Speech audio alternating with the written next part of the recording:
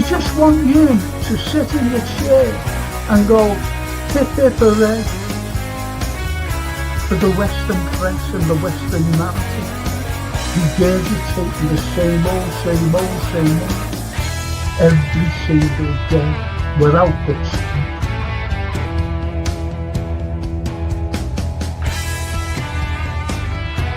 Please watch the first series, the first 2 episodes, the second series. Look at that. Absolutely fascinating. And it was the first time the Beatles had really stopped being semi-professional almost.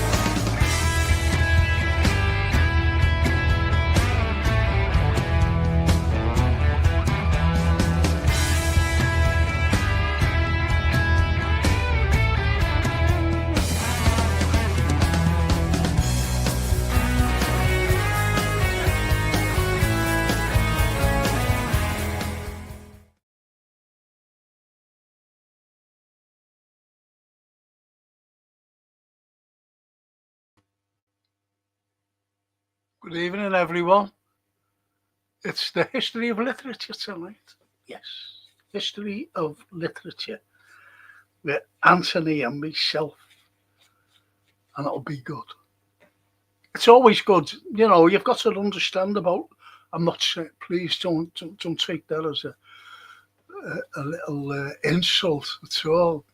But people have to understand about literature itself, because literature is one of the main things of culture.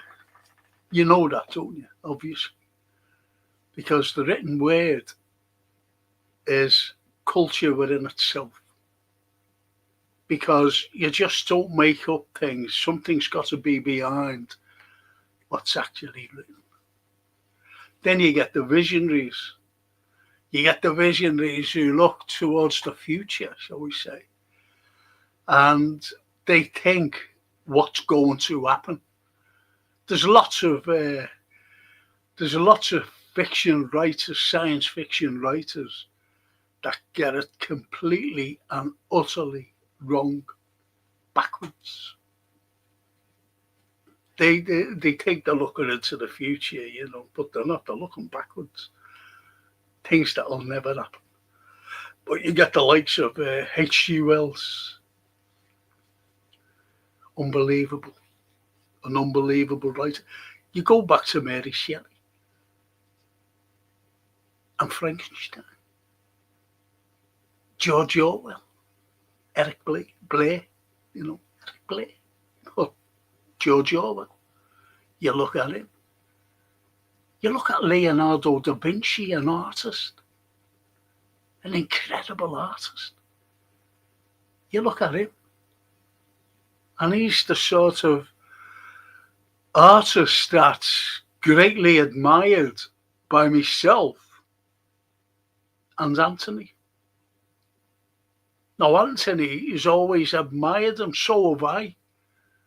And before we knew each other, you know, I mentioned to Anthony, I said, you know what, I said, one of my great artists who I greatly admire is none other than Leonardo da Vinci. And he just went, snap.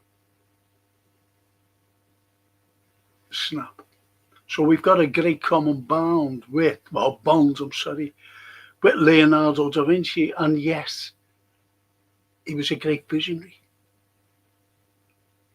Besides the great writers of the time, Shakespeare, you got to look at him, an incredible man. An incredible man. And his vision of everything.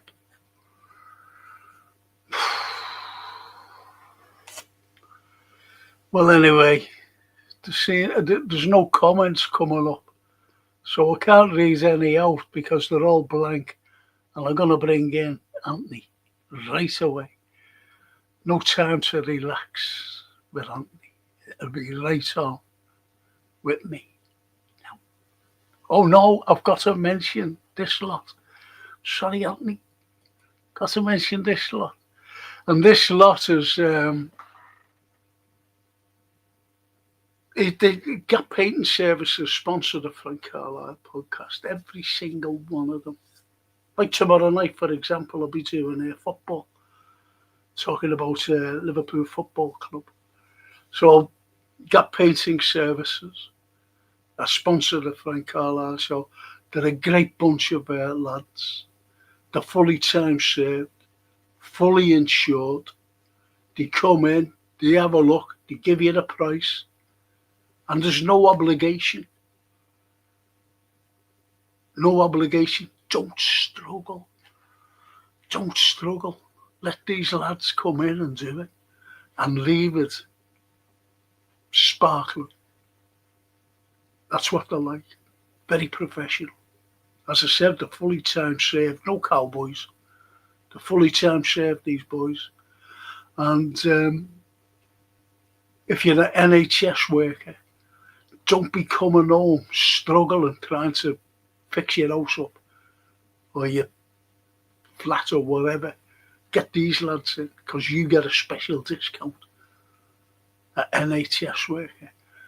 And that goes for the elderly too. If you're an elderly couple or you're just on your own, get them in. Let them do it. Great discount. You get it too. You know, just like the NHS workers. And if you don't fit into the categories, just phone them up. Just say, can you come in? And give me a price. But and there's no obligation there and then to say, oh yeah or no. There's no obligation. Phone them back and just say, yes. When can you do it? That's what they're like. No obligation. Get a price. And they're all, I'm telling you now, they are all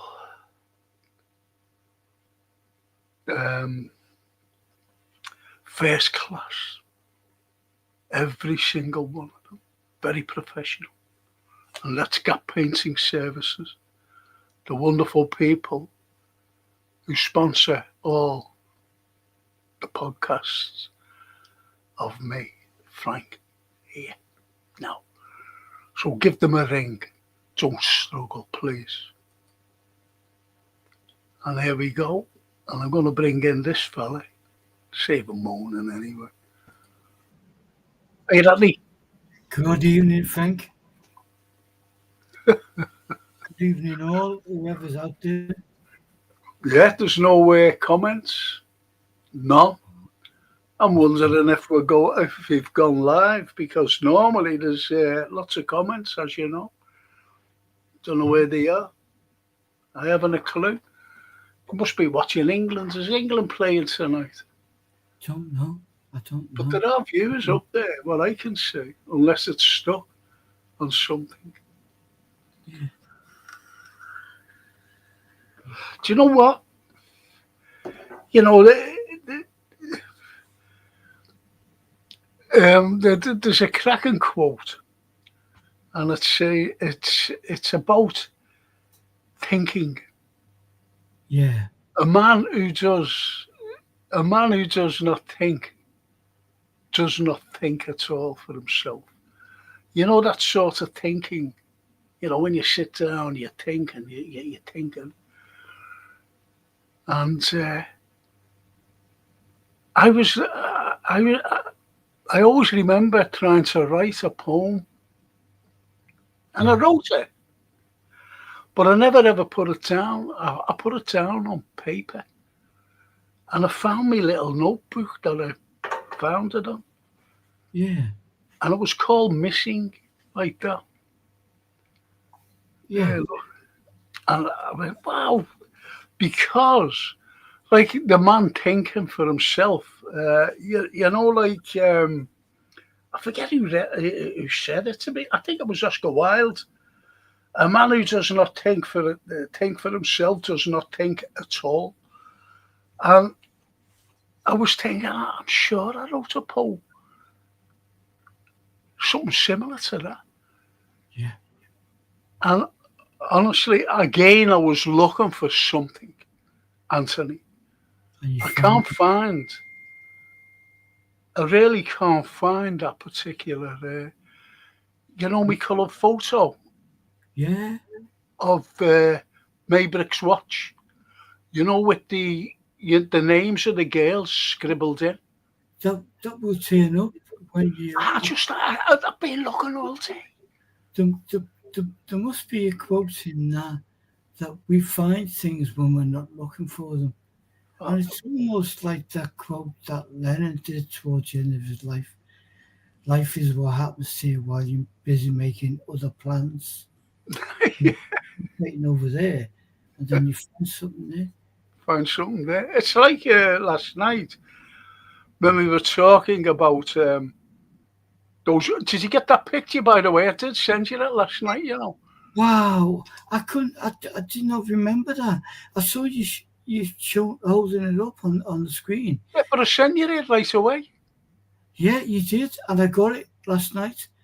Oh, And oh sitting there as we just before we spoke, and afterwards, I'm looking at it. I'm thinking, when was that? yeah. When was that? I can't think. I You can't. you don't at And that was all. the couple who came on their honeymoon with me That on is boat tour. that is Incredible. But anyway, it's like looking for things that I couldn't find. The likes of the watch, yes, and I just can't find it. I know I've got it. It is somewhere, but as you know, I've got millions of photographs yeah. around. But I had it in. I'll forget it. And then I was looking for I was just looking back for uh, that again. I was looking for that particular thing. And the next, look at that. Why am I in messaging?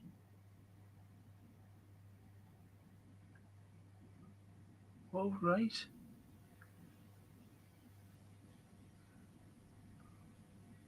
Oh, thanks, Ellen.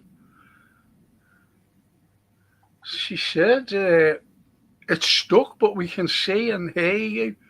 Oh, they are. Look, they're starting to come on. They're starting to come on. I'll just go through these and I'll explain what I was looking for. And all of a sudden, I came across this poem, about thinking, what Oscar Wilde said. Mhm. You have to read that out tonight. Yeah. Yeah, I can't read it all. It's a long one. But I'll read something here. And there's the T, even in Frank and Anthony, TW. Wow. Even in TW. And he carries on by saying, don't know if you two are playing off like, but took bloody ages to send a hello message. There you go. And the That's lovely Ellen ambidextrous says the chat is back. back. The Yeah. chat is back. And Christopher, hi Frank and Anthony, and everyone, like and subscribe. Brilliant, Christopher. Good evening to you. Thank you. And the she says, evening Ambi. And she's bound to go back and say, evening tea. Yeah. Anyway, getting back to this. So I was looking and I went, wow, because I only write in pencil. Yeah. Going from writing, especially poetry. And then here's what I wrote. And as I said about thinking, I'm not going to read it all because I didn't realise how many bloody pages it was. It's a lot. Let's see. Notes. So I won't read it all. And it's thinking whilst thinking. It's just called, thinking whilst thinking. Doesn't make sense thinking, but thinking about missing. Define the word missing. A person gone astray. Worst of all, kidnapped. Oh, no, that's certainly not the one to. Missing in the sense of what? Missing a person. Yes, a person. thinking about that person, thinking all day long about that person, thinking and thinking and thinking. But that's that's all I'm reading up to. It's a page, but it goes on and on and on. So isn't it strange? Like going back, and I wrote that. God knows when I wrote it. Do you see what I mean? Yeah. And it Yeah. was a lost thing. I forgot all about it. Yeah. You weren't thinking. What was I thinking? But it just went back to what the likes of the great man himself said. Yeah. You know, Oscar Wilde. Yeah. Oscar No, Wilde. absolutely. You know, And a man who does not think for himself, does not think at all. yeah. And he's right. Yeah. He's right. He's right. He's so right. Because that is the motor that drives everything, isn't it? Yeah. The thought, whether you're lying in bed and it's thinking, I sometimes I can't turn my head off, Yeah. and it prompts all sorts of things. You know, Well, that's what I do. Honestly, every morning I get up. And, well, I don't get up. I just lie there. I've always been a deep thinker. yeah, me I've too. always been a deep thinker. And I think about everything.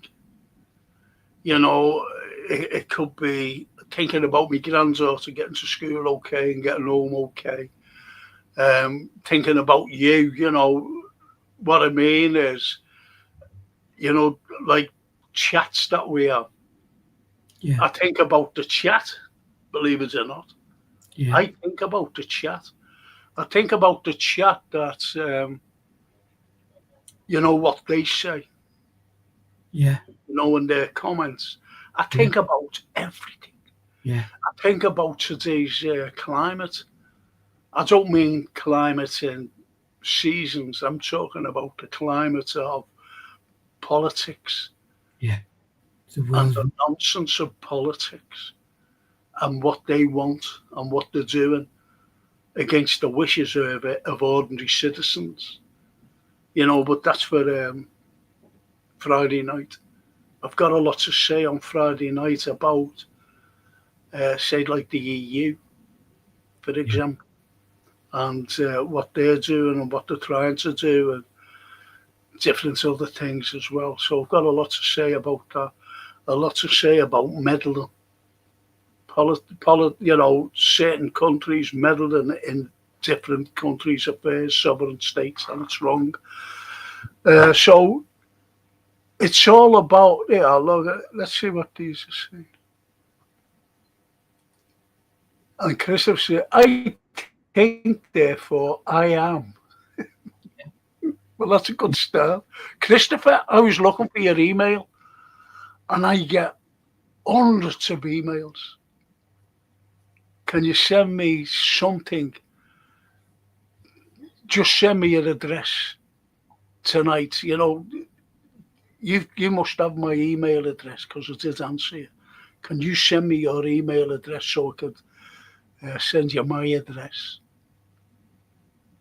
right away?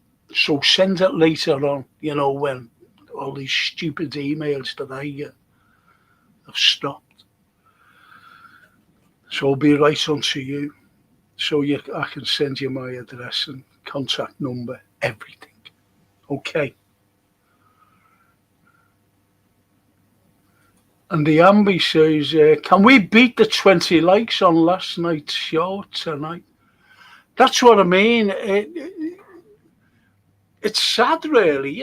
People like come on, and it's okay. They're just sitting there, but you've got to like every night. It's to get the algorithm up there. Get the algorithm up there. I'll text you. Oh, you've got my number, haven't you? That's it. That's it. No problem. Text me. That's better than bloody emails. So anyway, I was thinking, I don't know whether I've done this before, but I'm going to read something, hence my reading glasses. Brilliant. And what it is, it's from that. Okay. Yeah. Short times. Because as you know, Shakespeare, not Shakespeare, Dickens is equivalent, shall I say. He used to come to Liverpool, he loved Liverpool. Yeah. And he used to go to Molly Bushell's. And, Yeah. you know, people have heard of Everton Mints. Well, going back then to when Dickens used to go along and buy his Everton Mints, they were medicinal. I always forget this doctor's name because he gave her like a medicine. He said, "Listen, try these in the mints, and it's good." You know, like the way you can get some, I don't know, today. Do you ever remember cough lozenges? Yeah. Right, so, you know, they were like a sweet, weren't they? Yeah. Yeah. So this is what this fella had done this to. I forget his name, unfortunately. I'll never get his name again. Anyway, he gave her this and he used to go along to Molly Bushell's, and he used to just sit there overlooking the city, just overlooking the city. And you know, he had a photographic memory, Dickens. You know, he had a photographic memory, He and would have. because he couldn't write notes, you know, with a quill or anything.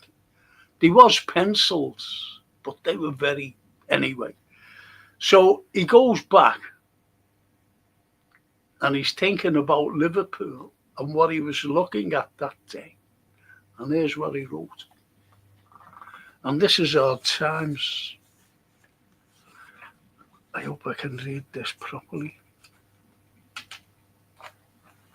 It's terrible, you know. It really is. My reading has gone bad because of these bloody cataracts. Anyway, he says, keynote it's called. It's the 5th chapter, keynote. Coketown, to which Messrs. Bounderby and Gradgrind now walked, was a triumph of fact. Because remember, the headmaster, when he was teaching, he was always saying, fact, it's fact, fact, fact. That's what you've got to think of, fact, fact, fact, to the kids, to the school children. So anyway, it was a triumph of fact. It had no greater taint of fancy in it than Mrs. Gradgrind herself. Let us strike the keynote, Coketown, before pursuing our tune. It was a town of red brick, or of red brick that would have been red if the smoke and ashes had allowed it. But as matters stood, it was a town of unnatural red and black like the painted face of a savage. It was a town of machinery and tall chimneys, out of which interminable serpents of smoke trailed themselves for ever and ever, and never got uncoiled. It had a black canal in it, and a river that ran purple with ill-smelling dye, and vast piles of buildings full of windows that were rattling and trembling all day long, and where the piston of the steam engine worked monotonously up and down like the head of an elephant in a state of melancholy madness. It contained several large streets, all very like one another, and many small streets, still more like one another, inhabited by people equally like one another, and all went in and out at the same hours, with the same sounds upon the same pavements to do the same work, to whom every day was the same as yesterday and tomorrow, and every year the counterpart of the last and the next. Isn't that incredible? That's a description of industrialization, isn't it? Absolute, but not only industrialization, it also symbolizes a jungle, a human jungle. Yeah, Remember the painted faces of yeah, savages? yeah, These machinery that going up and down like a melancholy yeah, elephants and yeah, serpents coming out of yeah, the chimneys. So it's a jungle. It's a human jungle. yeah, yeah. Fantastic. It And is. this is how he was describing not Liverpool, but Coketown. Yeah, And he's seen people, coming in and out and doing the same thing at the same time. And these tall chimneys with smoke. when you break it down and you focus on that and you did it so well. There's another writer that I'm thinking who is I I would regard immensely inspired by that chapter alone, that paragraph alone, and that is George Orwell Yeah, of the yeah, of the march and movement of things and everything in its place, uniformity of such a scale that you could not imagine. no, Wild beasts. no, no, absolutely. And what you've got also is that it's the human factor. The human factor. If anyone has never read Hard Times, please read it, because it's an unbelievable story about two certain people. Well, there are other main characters, the likes of Bounderby, as I mentioned there, the likes of Mr. Gradgrind. And when you think of his name, Gradgrind, hard hitting vowels, Gradgrind. The very hard hitting consonants, I'm sorry. Yeah. Very hard hitting consonants.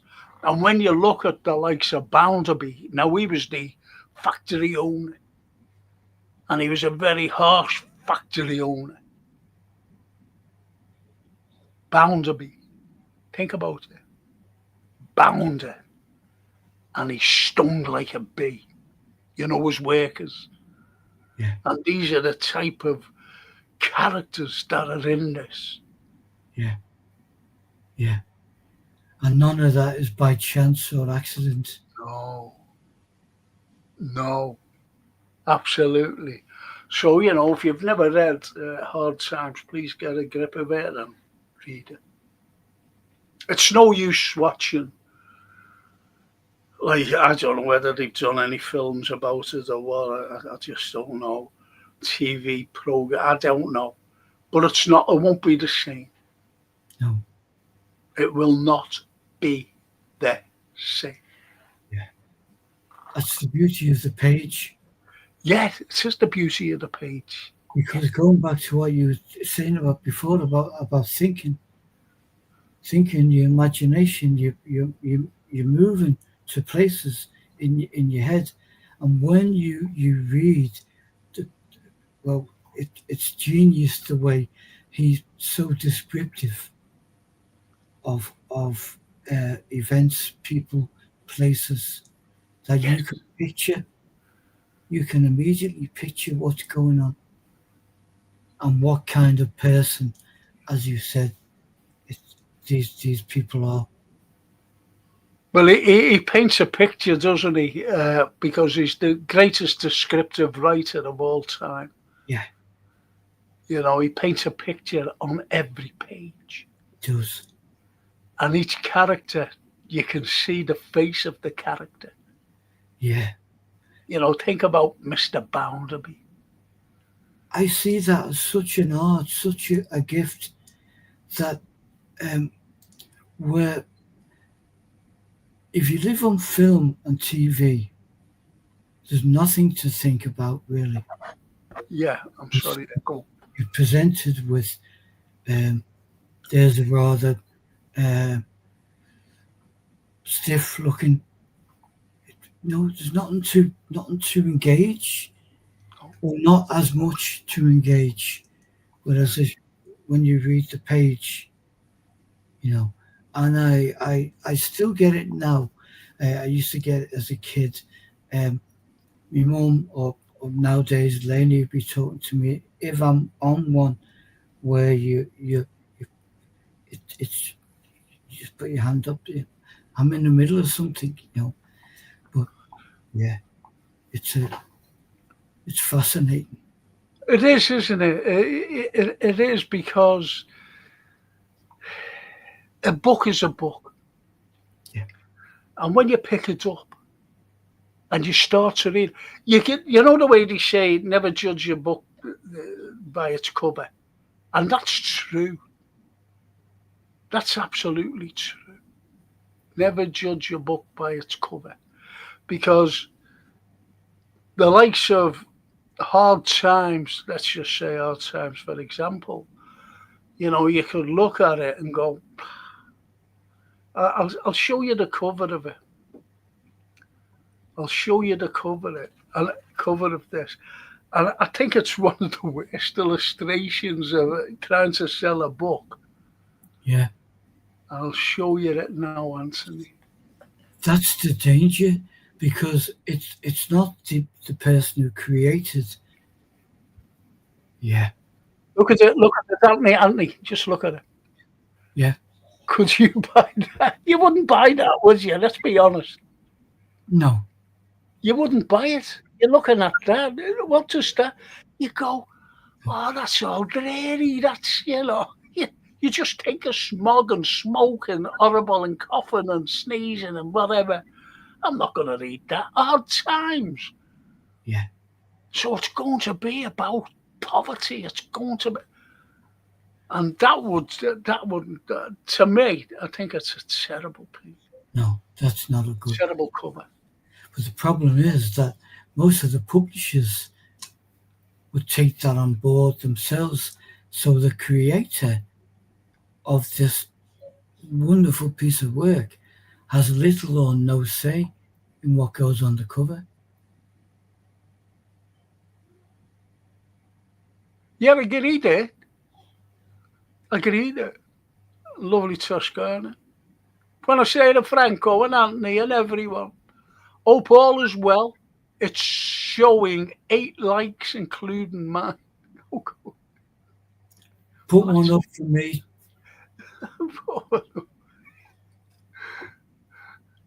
And she says, please hit the likes button for our Frank.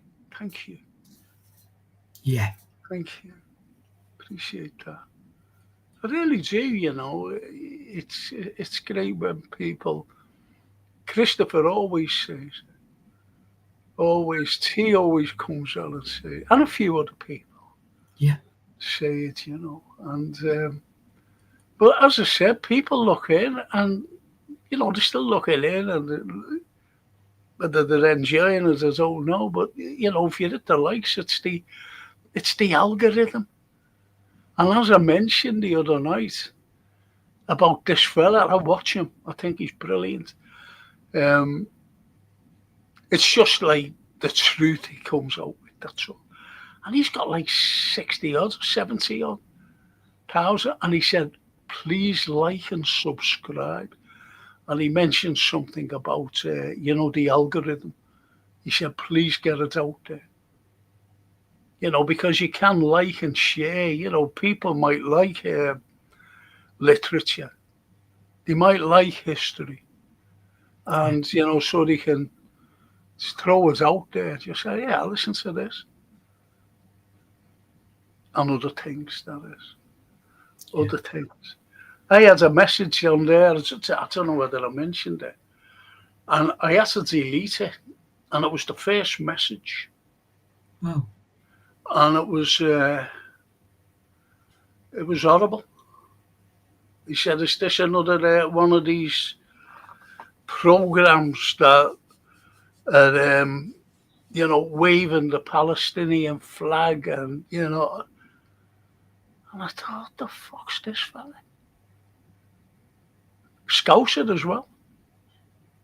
So I just terminated the comment. Yeah. It had nothing to do with last night. It's what we did last night. Had nothing at all to do with any waving the flag. You're not waving our flag. The fuck's that? Waving the flag? No. It's just it was horrible. I should have left it up for other people to see it. No, you did the right thing, Frank. It's got no place. No, it hasn't. Yeah. It hasn't. So anyway, so hard times. I've read that out. And when you look at the likes of, shall we say, who can we pick? Who can we pick? The likes of Thomas Hardy, for example. Now, Thomas Hardy, as you know, he wrote poetry, great poetry, Yeah. as well. He wrote one of the greatest poems, in my opinion, and it was called The Darkling Thrush, or it's called, it's called The Darkling Thrush. Yes. And it's about a little bird that's full of optimism for the new century coming in. Yeah. The Darkling Thrush. The unfortunate thing is about the Darkling Thrush, the optimism fell flat. With history. Because this was the beginning of the new century. This was the new 20th century from the 19th. Yeah. And what happened 14 years later was the First World War.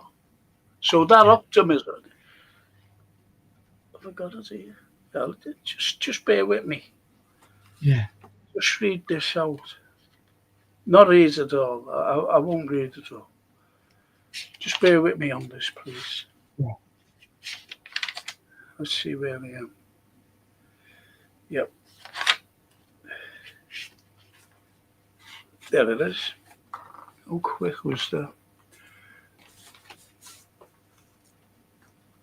I used to recite this, but I'll just read it anyway. I leant upon a coppice gate when frost was spectre grey, and winter dregs made desolate the weakening eye of day. The tangled vine stems scored the sky like strings of broken lyres, and all mankind that haunted nigh had sought their household fires. Now, I missed that one there, and I'll come to this one. Now, don't forget that opening stanza. Think about it. I leant upon a coppice gate when frost was spectre grey. So it's a ghostly grey. A ghostly grey. The winter dregs made desolate the weakening eye of day. The tangled vine stems scored the sky like strings of broken lyres, and all mankind that haunted nigh had sought their household fires. And then, a few stanzas down, at once a voice arose among the bleak twigs overhead, in a full-hearted evening songs of joy illimited. An aged thrush, frail and gaunt and small, in blast beruffled plume, had chosen thus to fling a soul upon the growing gloom. A little bird a beruffled little bird, full of optimism. So little cause for carolings of such a static sound was written on terrestrial things afar or nigh around, that I could think there trembled through his happy good night air some blessed hope whereof we knew, and I was unaware. Whereof he knew, and I was unaware. So therefore, he wasn't optimistic. He wasn't optimistic, Thomas Hardy, but the bird was. The bird That's, was. that's the hope. See, the stanza are left out, are deliberately left out. And it's this. It's very hard hitting. Symbolises everything. The land's sharp features seem to be the century's corpse outlined. His crypt, the cloudy canopy, the wind as death lament, the ancient pulse of German birth was shrunken hard and dry, and every spirit upon earth seemed fatherless as I. See what I mean about death? Death, a corpse outlined, is crypt, a crypt. Everything is involved in this particular stanza. Yeah. Until the little bird came along. Yeah. It's an incredible poem. It's an incredible poem. He even goes back to the birth of man because he says the ancient pulse of germ and birth. You know, from when man was born, Yeah. you know, how long back. And, you know, it could easily go until a little bird came along. And then a beruffled little bird, a creature, God's creature, as they say. Yes. And it's remarkable, the poignancy of that little bird, which is repeated in poem and song for centuries because of its I envisage it because of its freedom. It's not part of us, but it is part of what we observe. I made up you said about freedom there because everything you look back at freedom, and freedom isn't there for us. People may think so, but it's not. We have to depend on everything. We have to, no matter what. You've only got to look at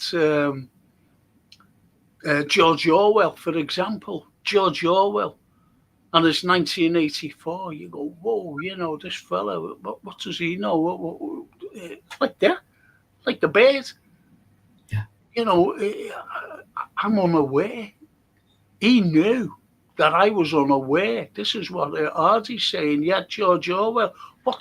Hang on, what does he know? But we don't. Like, Into the Future, 1984, to compare to like when it was actually written in like 1936. Yeah. You see, it's incredible. Yeah. And then you have H.G. Wells. Similar. Well, it on the theme of the bird, I'm quite moved that so many poets and writers will use that as a focus. And it's like we talked about some of the great novelists, and I think it was H.G. Wells who said, if you have something, if you write about something normal, like hypothetically, Frank walked into the kitchen, put the kettle on, just as the phone rang and it was Anthony. So that's all normal. So it gives people the idea that they're in some sort of normality. And Yeah. then you introduce something fantastic into the normality. It becomes believable when, you know, I'm But not. it's, you see, look, it's funny how the human how it works. It's a great machine. Is the human brain? It's a computer. It's an incredible part of something that gives us all the signals. Some unfortunately don't have those signals. They don't have them. Um, like my signal, for example, to my left hand side is gone. Albeit that I can move. I can move, but unfortunately, I'm restricted on movement.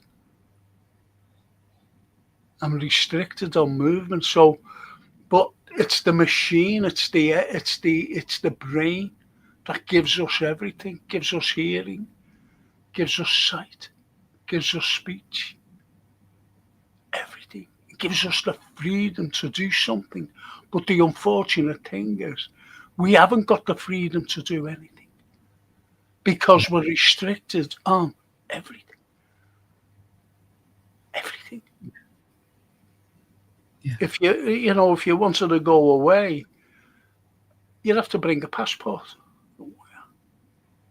But now it's getting worse. I don't want to go into it. With Yeah. digital ID, Yeah. there's Yeah. loads. I don't want to go on to that. I really don't.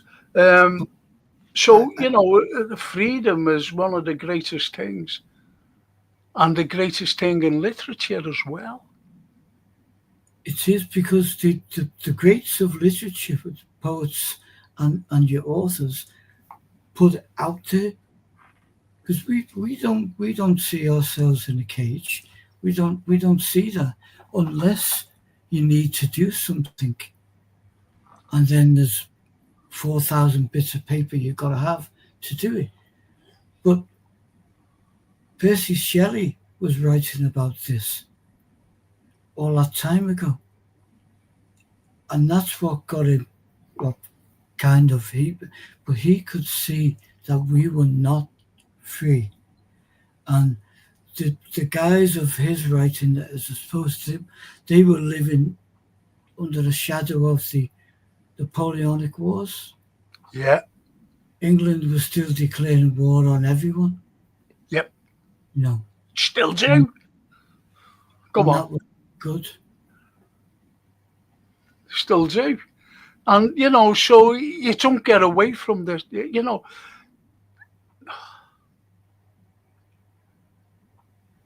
It's so annoying. It's your fault you mentioned freedom.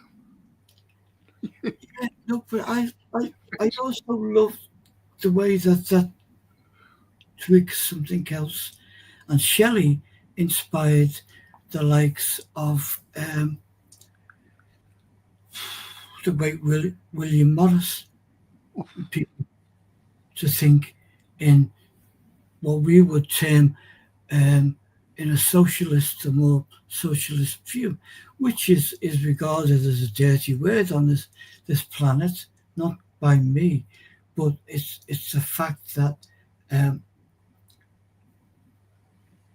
something for all to share and be part of, not elite.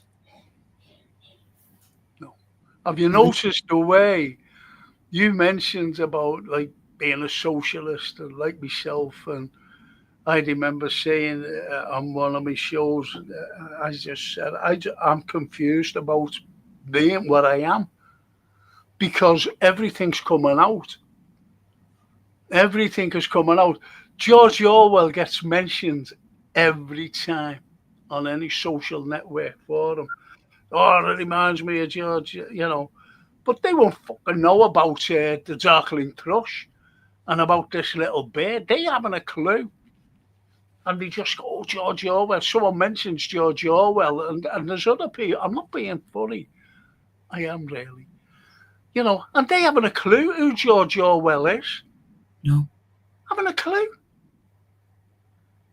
And, they say, oh, this is Orwellian time, because they've seen that comment. This is Orwellian times, and expect, people to, oh, yeah, great him. And they ask him about, I always remember, do you ever remember Double Your Money? Yeah. Huey Green, bad Huey Green. Anyway, I always remember the old professor. A fella won, he won thousands. Was it like 64,000 quid or something? That was the jackpot, and he won it, this fella. I said, what did you think of that fella? Winning 64,000 quid. And he said, no, I'll tell you what, it was that. And he said, well, if you ask him, he said, it's all general knowledge. He said, and say he answered a question, this fellow was a wonderful historian, one of my lecturers. And he said, but if you asked him, if a question was asked, like, who was the emperor between, in 79 AD? And he got, it was Vespasian. Well, what was happening in 79 AD? Can you elaborate more? He said, he would have said, no, I can't. He just remembers dates, and he's very good at general knowledge. But ask him to elaborate on that particular whatever. He won't be able to. Okay. It's just like what I was mentioning there before about, someone saying, oh, yeah, Orwellian, and yet they haven't a clue about who George Orwell was. Yeah. You see what I mean? Yeah. That's why I for me personally, and maybe selfishly, but that's why when we originally talked about doing this particular program, if you remember, I loved the idea of finding out not only about the written word, but what was going on when that particular book, poem was written. What was the backdrop, the background? And that's what I love. I love about it. Yeah. Yes. And you see, when you get the likes of William Blake, for example. Now, William Blake was a champion. Sounds mad, this, now, in today's climate. He was a champion for kids. He Yeah. He championed their cause. Because why he championed their cause is that they were treated like mini adults. Because they had to work. This is what I was trying to say last night about education. Yeah. And the Forster Act of 1870 and the Mandela Act 10 years later, 1880. Those kids, albeit that it was compulsory, did they go to school? No. Do you know why they never went to school? Because they had to bloody work. Yeah. They had to work. I remember myself, like 12, 13, 14. I worked for a tailor called Monshard every Saturday morning because I used to bring cloth to other tailors because he was a tailor. Monshard's was a tailor. People got suits made out of there and whatever. So I used to, and I used to get paid, but that was for me. Then as I got older, and I used to go down every Saturday morning to Queen Square, the fruit exchange, where I used to unload, the likes of tomatoes and then bloody bananas with the big spiders. Know what I outside. mean? Yeah, And yeah. that was so. The only freedom we had was if we had money. What's our freedom today? Yours and mine are these. Is them and time. Excuse me. Yes, yes, yes. Well, And no. the freedom, as I said about one of the greatest quotes ever was by Jean-Jacques Rousseau. Man is born free, however, he is everywhere in chains. And we've always got them chains around us.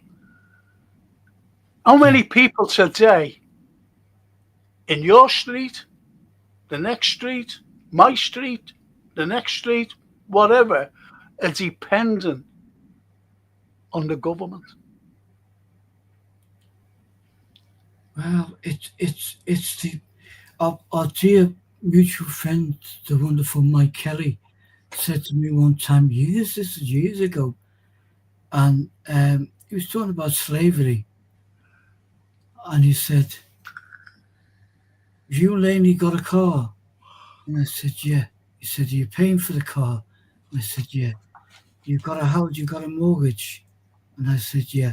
He said, "You're in slavery, as is millions of people, because you've got to keep that payment going, keep that whatever it was." And it goes way back, and our parents and our grandparents had different degrees of slavery, and it's still prevalent today, of course. Yeah, You know, yeah, you can it have is prevalent. for only this, bang. You can hear the locks go, the chains rattling. Now you've got to pay back twice as much as that. Well, we always have to pay back, no matter what. We always pay back. We're always paying back. And it's called the economy. We all need the economy going. We all need it. And I tell you who talks about it, and it's Charles Dickens. Yeah, Because remember when these particular people in a Christmas Carol who went around to firms and they were asking money, they're asking for money, yeah, to give the poor something to eat for yeah, Christmas. yeah, They were collecting money. And he said, "Oh, isn't the union workhouses still in progress?" He went, "Yes." Is the treadmill still in? Is the debtor's prison still in? And he was saying, "Yeah." You see what I mean? How harsh it was. yeah, How harsh it was. yeah. And that applies to today. Yes. It just applies. And it doesn't take a great leap of thought or imagination to see how, again, we're not talking politics, and I'm not talking politics, but you cannot avoid the comparisons.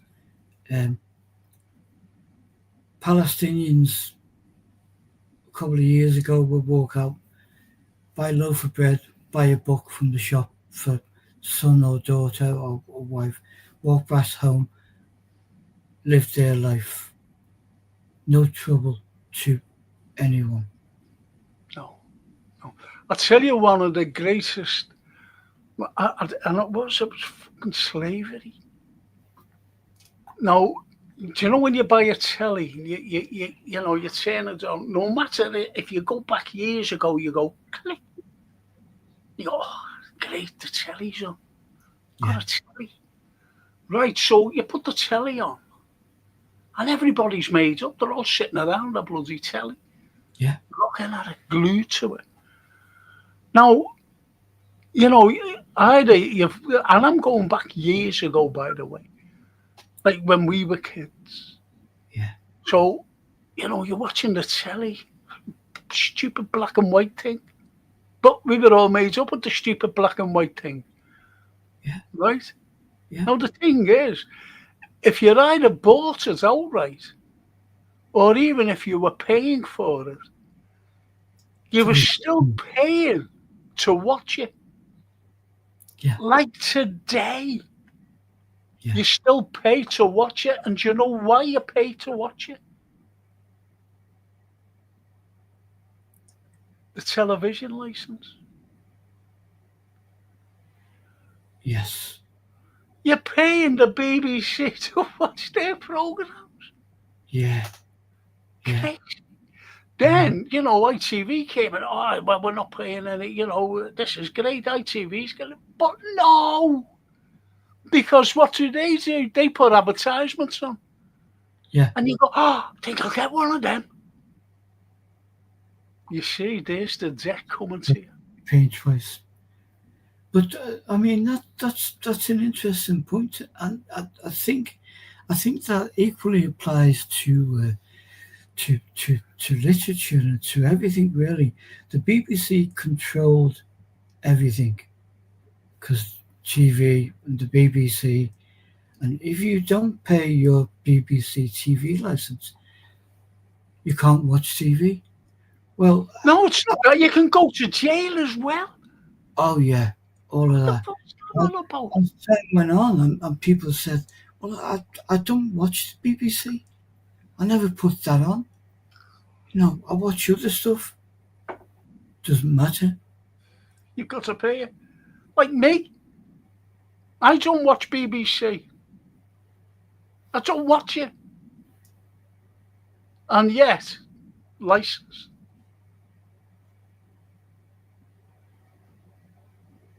License, TV license. And as the lovely Ambi says, tell lies vision. Tell, Yeah. I'm about after a play on words. Well, it's easier done, isn't it? Yeah. Because that comes into your house, and we believe what comes out of the little poisonous box in the corner of the room. Well, there you go. And what Ambi says there as well is you watch the news.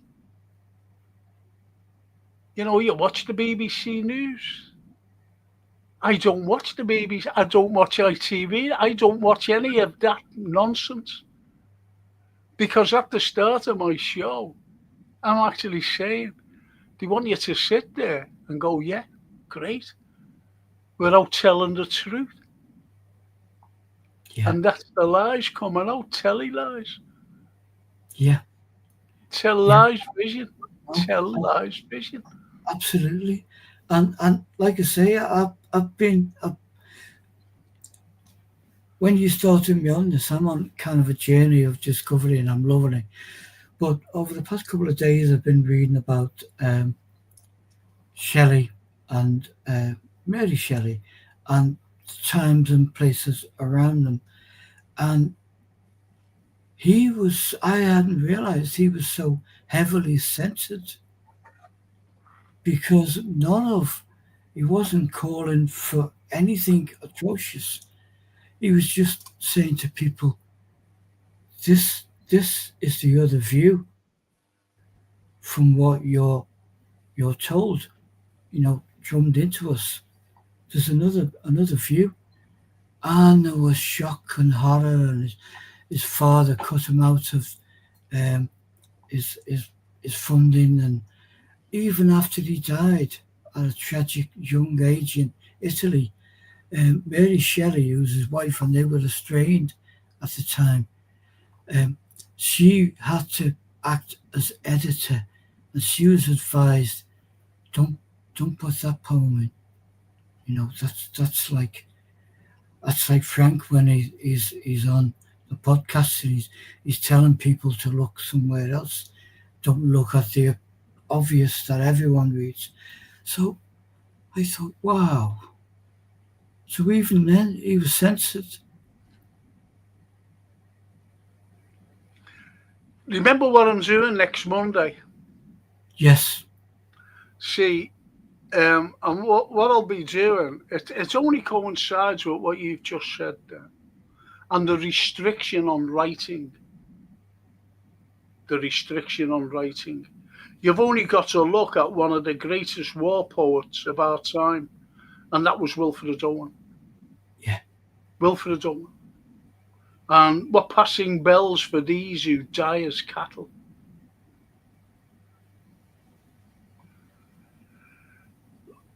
You know, so when you get the likes of um, when you get the likes of this wonderful man who was a clergy, by the way. You know, he was a clergy. I forget what they call them in the churches. And he was writing about the hard-hitting poems, the hard-hitting poems of the war. He didn't like flower it at all, like No. some did. It was all hard-hitting horrors of war, everything. You know, even in the music halls at the time, and I'm talking about right through the war, First World War, you had these lovely actresses and singers, you know, in the music halls, because the music halls were still going. Yeah. It wasn't like the Second World War where there was bombs falling. And they used to sing, and you know, you had young lads in the audience, and they're all going, "Hey," you know. But they always came out with a poem. If I should die, think only this of me, that there's some corner of a foreign field that is forever England. In that rich earth, a richer dust concealed, a dust winged England bore, shaped, made aware, gave once her flowers to roam, a body of England's breathing English air, washed by the rivers, blessed by the sons of home. I'm not saying suns, I'm saying the sun in the skies, Yeah. the sons of home. Now, if you think about that, that's very patriotic. Then they used to come out and say, uh, the sceptred isle, this precious stone set in the silver sea, this fortress built by nature for herself against the envy of less happier lands, this blessed plot, this earth, this realm, this England, this teeming womb of royal kings. That was Shakespeare. That was Bolingbroke, Yeah. you know, coming out with this great speech. So all those great speeches were said in musicals. All this wonderful literature, all this flowery literature. Then, you know, you wouldn't get the likes of,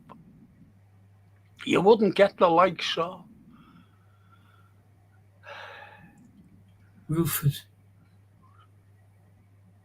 you know, if you too could pace behind the wagon that we flung him in and watch his white eyes writhing in his face, his hanging face, like a devil sick of sin. If you could hear at every jolt the blood come gargling from the fraught corrupted lungs, obscene as cancer, bitter as the cud of vile incurable sores on innocent tongues, my friend, you would not tell with such a zest to children ardent for some desperate glory the old lie, dulce et decorum est pro patria mori. You couldn't have that. They wouldn't allow that. No. They would not allow that. And the likes of Wilfred Owen and even Siegfried Sassoon, their poems were banned. Yeah. And they weren't published until 1929 and 1930. You would have been arrested for reciting. Oh, yeah. Oh, that was a been gone now. Yeah. That's why the likes of Emmeline Pankhurst used to go around and shouting, what are you, why are you encouraging your sons to go to war? For what? She was shouted down. Yeah. Eccentric, mad woman, madman, whatever that comes out. Because again, yep, these lone voices that face the mob, really, whether it be William Blake, John Keats, um, Percy Shelley, Charles Dickens.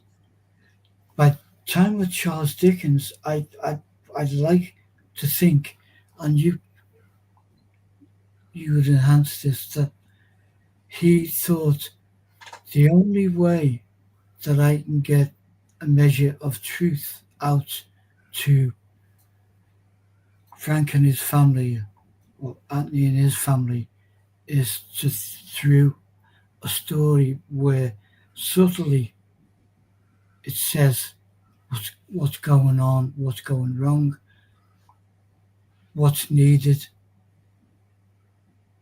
and he altered the views of social behaviour through his work that way. Yeah, of Whereas, course he did.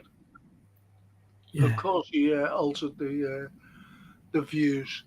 And when you look at, certain views, even going back hundreds of years ago, and Shakespeare, and you had the likes of um,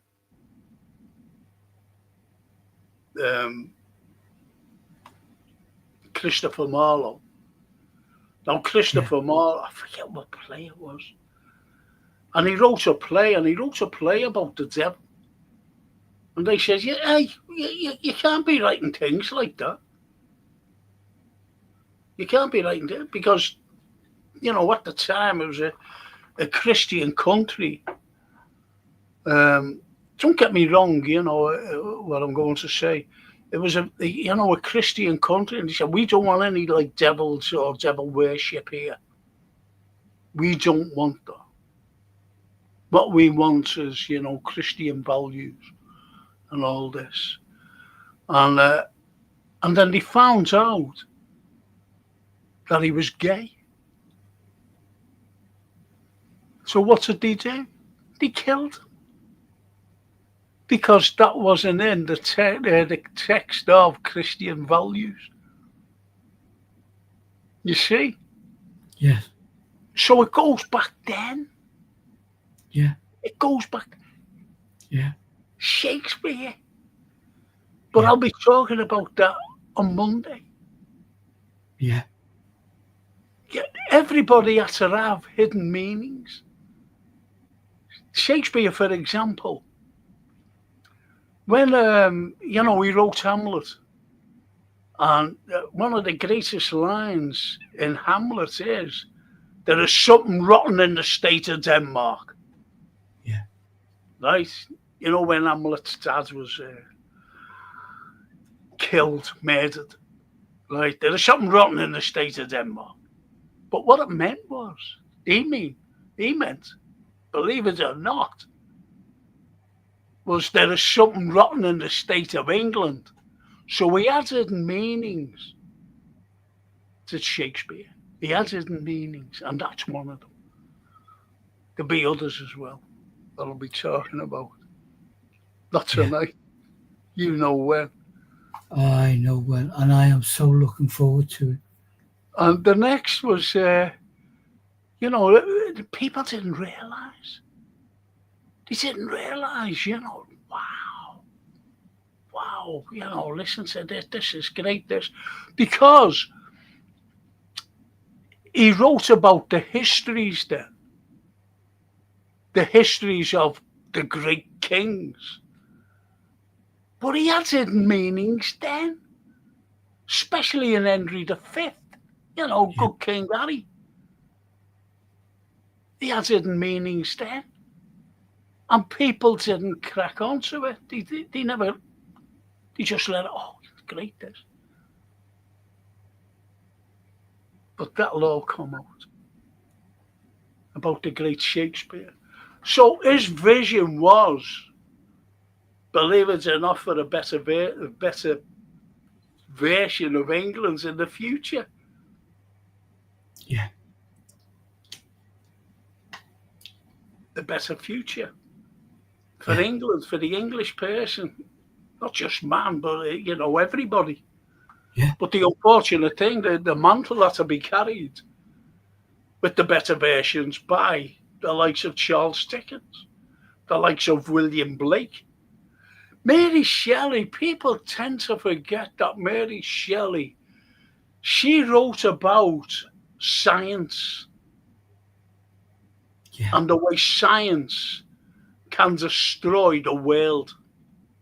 Yeah. Because the full title is Frankenstein, Prometheus Unbound. Yeah. Prometheus Unbound. Now, you might think, oh, that's the monster unbound. It's not. It's the scientist himself, because the man who made him, Frankenstein, was his top scientist. An experiment. Experiments and everything. The Bunsen burner. Yeah. Incredible. And she said they're going to destroy the world. They will destroy the world. And the beauty of it is, whoever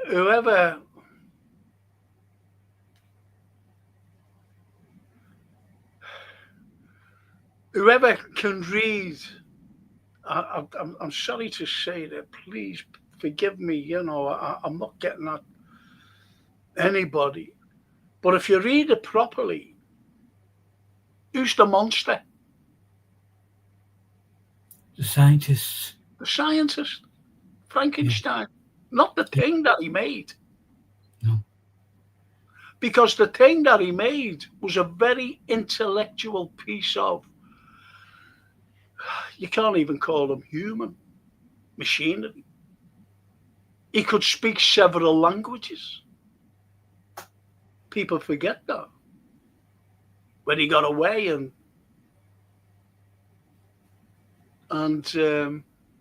he could speak several languages.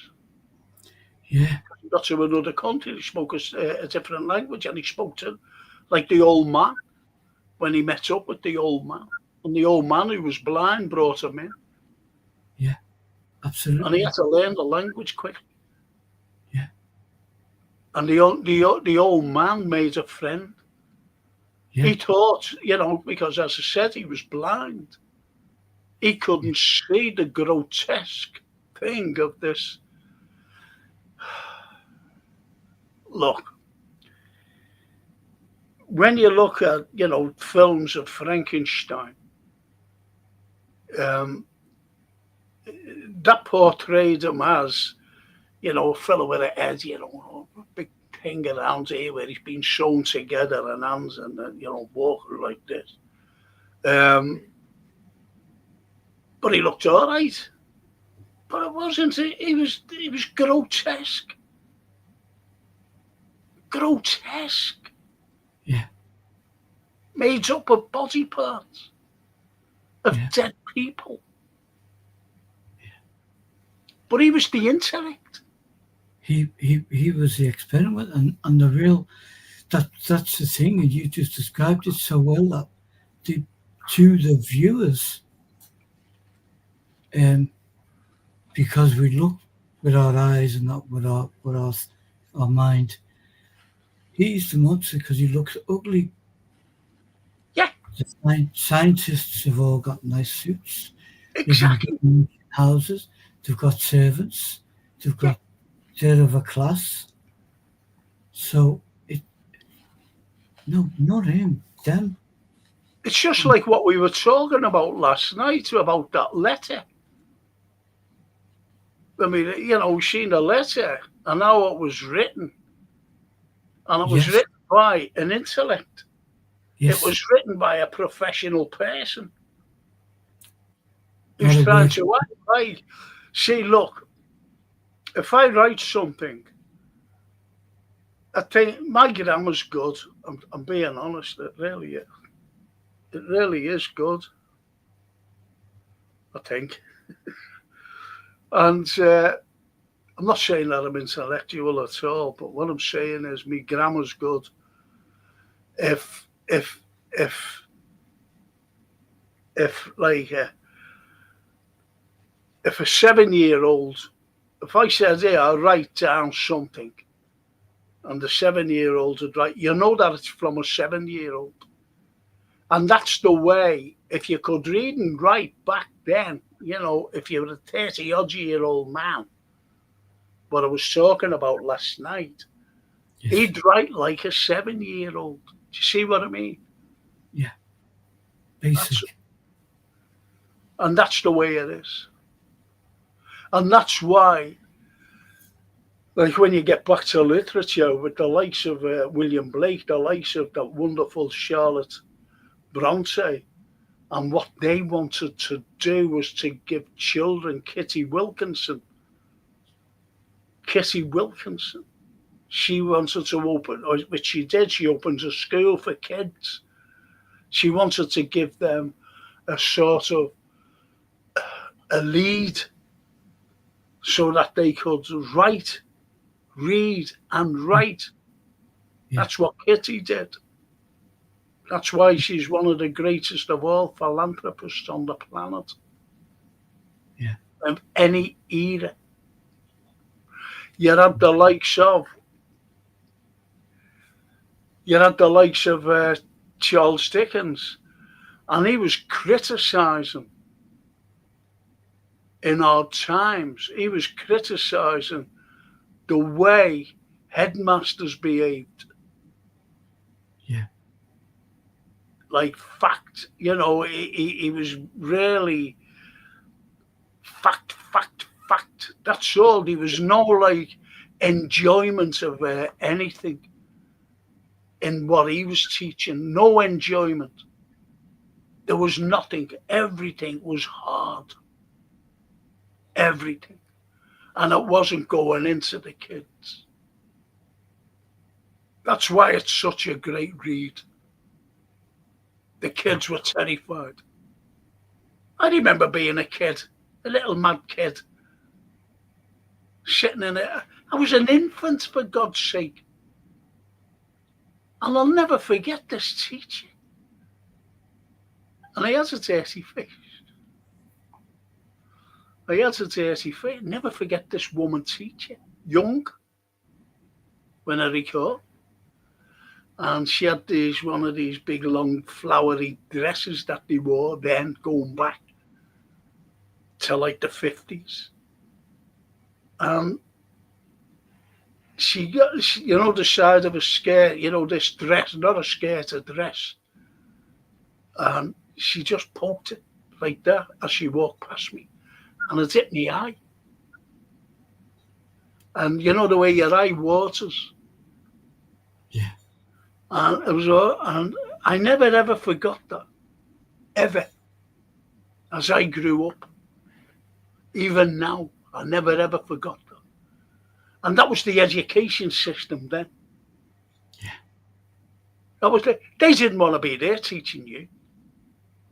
They were just there for their money. These were middle class people. Yeah. Sorry if there's any middle classes out there. Know what I mean? Yeah, no, I know exactly.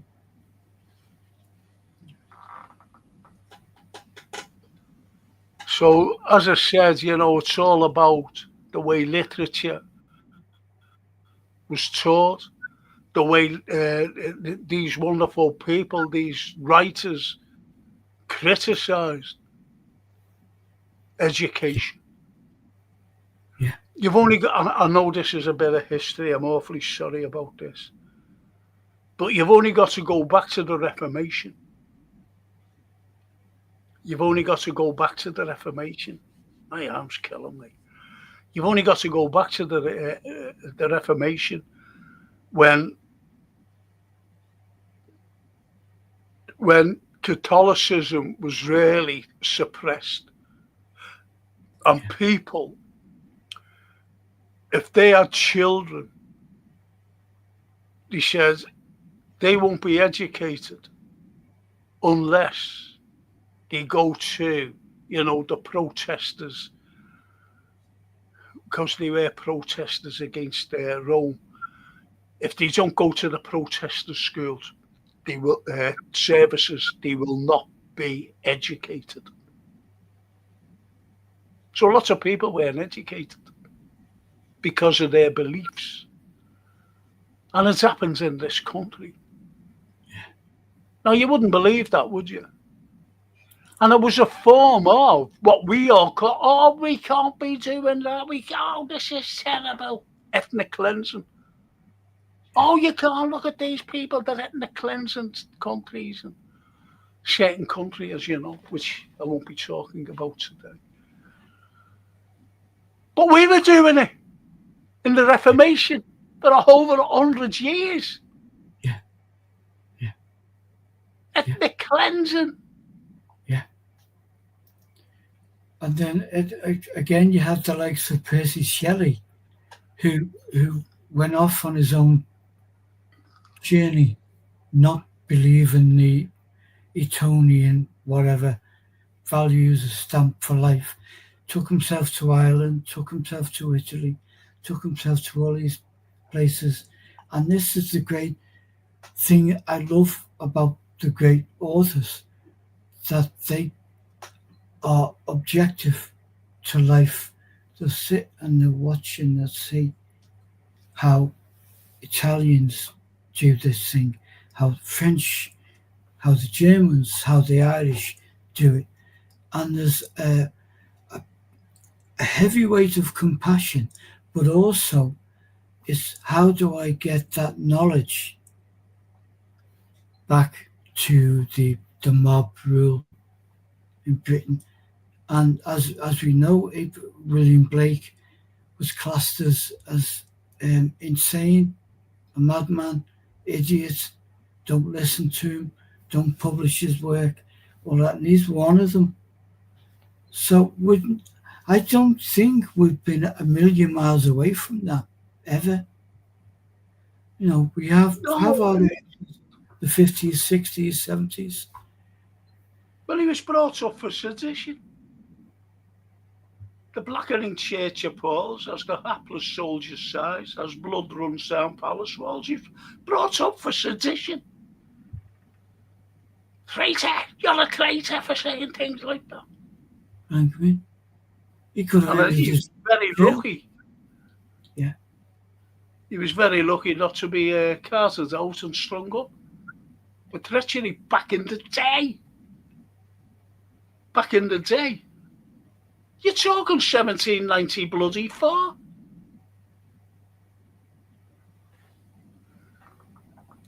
Yeah. 19, anyway, you get all these. Now you can write anything, or you could, but now you can't because it's all come back again. Because it's the same thing, It's labelled. Even if you do it, you've got to find someone who put it out to the people. You've got to have someone who will review it and say, this is a brilliant and fair book. I urge everyone to read it. We don't live in those times, no. No, we don't. I'm going to show you something. That's why you should do it tonight, Frank. Anything comes to mind, give us some homework. You see, this came out,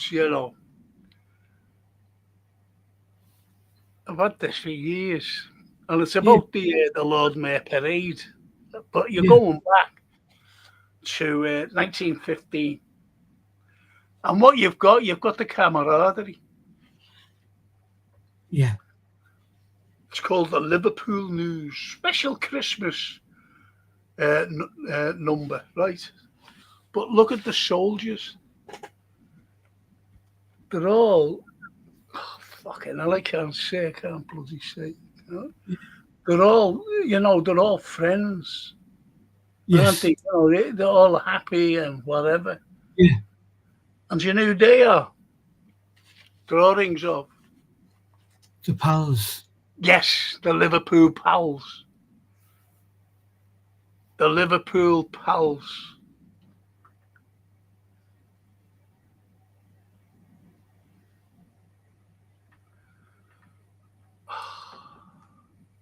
Who sadly died in their thousands.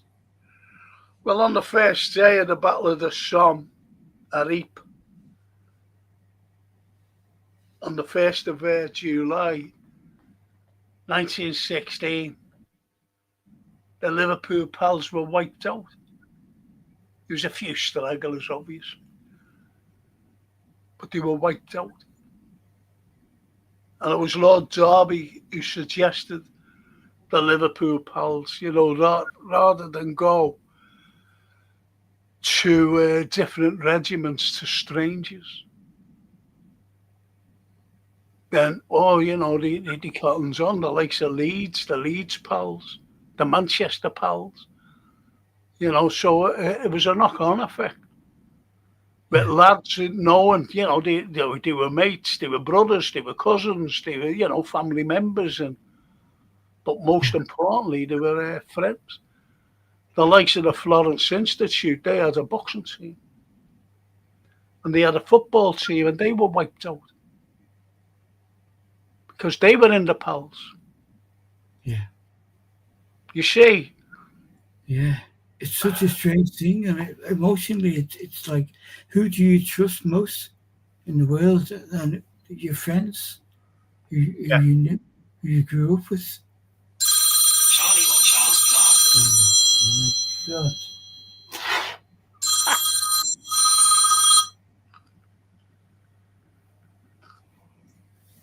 I believe they phones. Yeah. So But anyway, go on. Oh, go on. I'm sorry. no, I it was just that one, and in that sense, it makes perfect sense. So we're going to go fight someone. Who do you want? Who's got your back? Your best friends or your family? Yes. Which is, it's good, but it's sad at the same time. Absolutely. Isn't it? Real? You're all in the one spot. Yeah. An easy target. Yeah. There's, have you ever read The 39 Steps by John Buchan? Yeah. Yeah. Excuse me.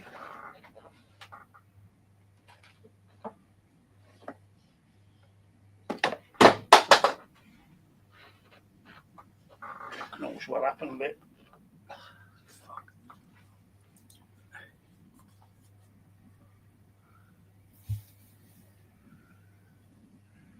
Yeah. Yeah. Oh, that's a cracker. That's a cracker. Never read the book, seen the films? Haven't you read it? No. Got slapping you once. I'll buy it tomorrow. No, Jones, I'll give you it. No, you've got to keep some stuff for yourself. Well, I'll lend you it then. Okay, now. How's that? Yeah, that's brilliant. Yeah. Don't be buying. But what you've got also is, the likes of book and all the skullduggery that was going on. Yeah. All the skullduggery. And the skullduggery was spies. They were everywhere. They were everywhere. And again, you couldn't say anything. Yeah. I'll give... Oh, fucking hell, I'm going back to history and I didn't want to do that. I wanted to talk about it. But it has got something to do with literature because you couldn't write about it.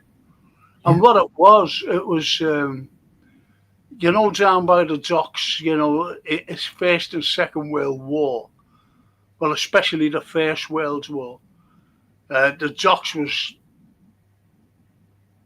I'm not saying, you know, the Good Time Girls, Yes. Yeah. they were there, and they got moved. They said, "Oh, listen, you know, you can't be here because of spies." And you believe it or not, you've heard of Martha Hardy, haven't you? Well, she was a prostitute. Yeah. She went to bed with fellas, officers, to get information from. Yeah. And this is what they were afraid of down the docks, in case any, spies were down there going to bed with these officers and things like that. So they were moved and sailed, whatever. And Yeah. because an old saying, loose lips sink ships or something like that. So they were moved up to Lime Street. They were moved up to Lime Street. So they used to see the sailors or, the army lads, whoever they were, on the trains at Lime Street. Because believe it or not, Liverpool was one of the main mobilisation of the country, to get Yeah. the lads out wherever they were going. I'm sorry to go on about a little bit of history, but that's the way it was. But you couldn't write about it. You couldn't write it. John Buchan wrote about it in the 39 Steps about dirty spies, everywhere. Remember Ezra Pound, the American Yes. poet? Yeah. Now, Ezra came over here to England, and he was, he was going around to find people, the poets. And who knocked around with poets then and great writers were the toffs. And the toffs was getting information off, say like the sons or the dads or whatever, about the war. And he was taking everything in. And he went to Paris. He was knocking around there as well. And we all know where he ended up. He ended up in Italy. It did.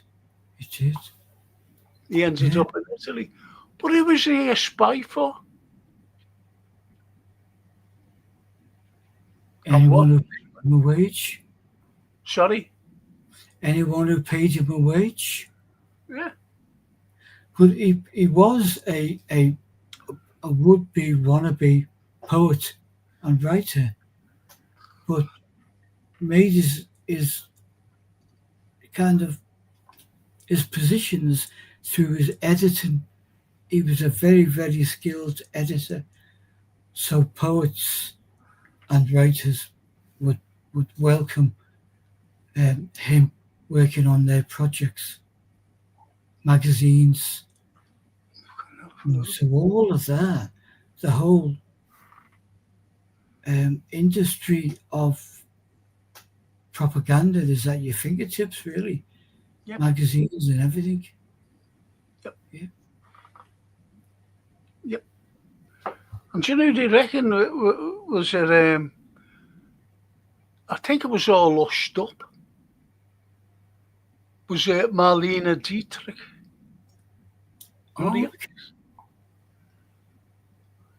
Oh, she was the Emmeline, wasn't she? yeah. They're everywhere, those spies. Look, Owen Lee.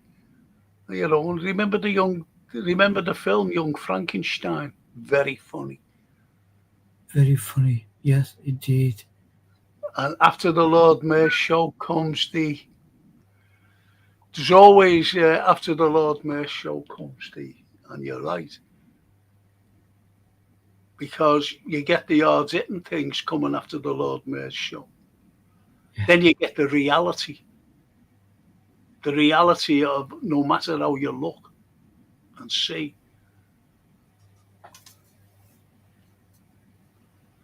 Jesus, my arm. Yes, to take up golf.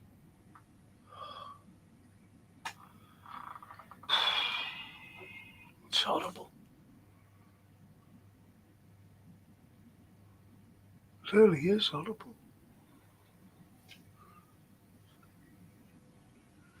They brazy. Hello to you both, just in work, listening to you both in the background now. Hope you're both well. Yes, thank you, Lee. We are, Lee. Thank you. Happy listening. Lee's going to come down and see me, sometime. When he stopped working. I think he's waiting until he's 67 years of age. Come and see me when he retires. They're moving that bit by bit by bit. Can I ask you, what's the best book you've ever read?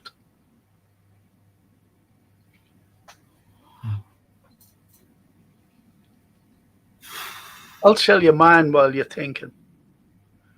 And, people have always said, oh, it's bound to be one of Dickens's. No. It was Jane Eyre. Charlotte Bronte. Yeah. Odds it.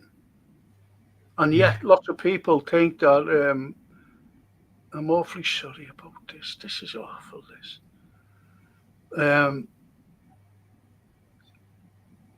Was Wuthering Heights was the finest. Yeah. The sister's book. Go on. No, sorry to interrupt, Frank. I'm just thinking of the Brontes as sisters working on the. There's a thing I read, that they had a big dining room table in their house, and the three of them would walk around the table of an evening. As you mentioned before, with the thinking aspect, and they were saying, I've got an idea, Frank.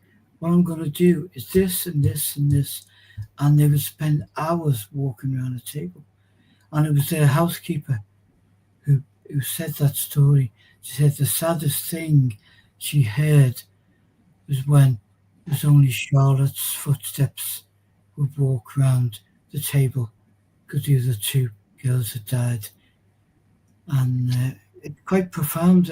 And going back to what you were saying before, all of these books came from that process, thinking it through, writing it down. And they must have hit a point where someone thought, oh, you can't really put that out there, you're challenging the social etiquette. And they did. And keeping on the theme of female writers, my favourite poem comes from a female.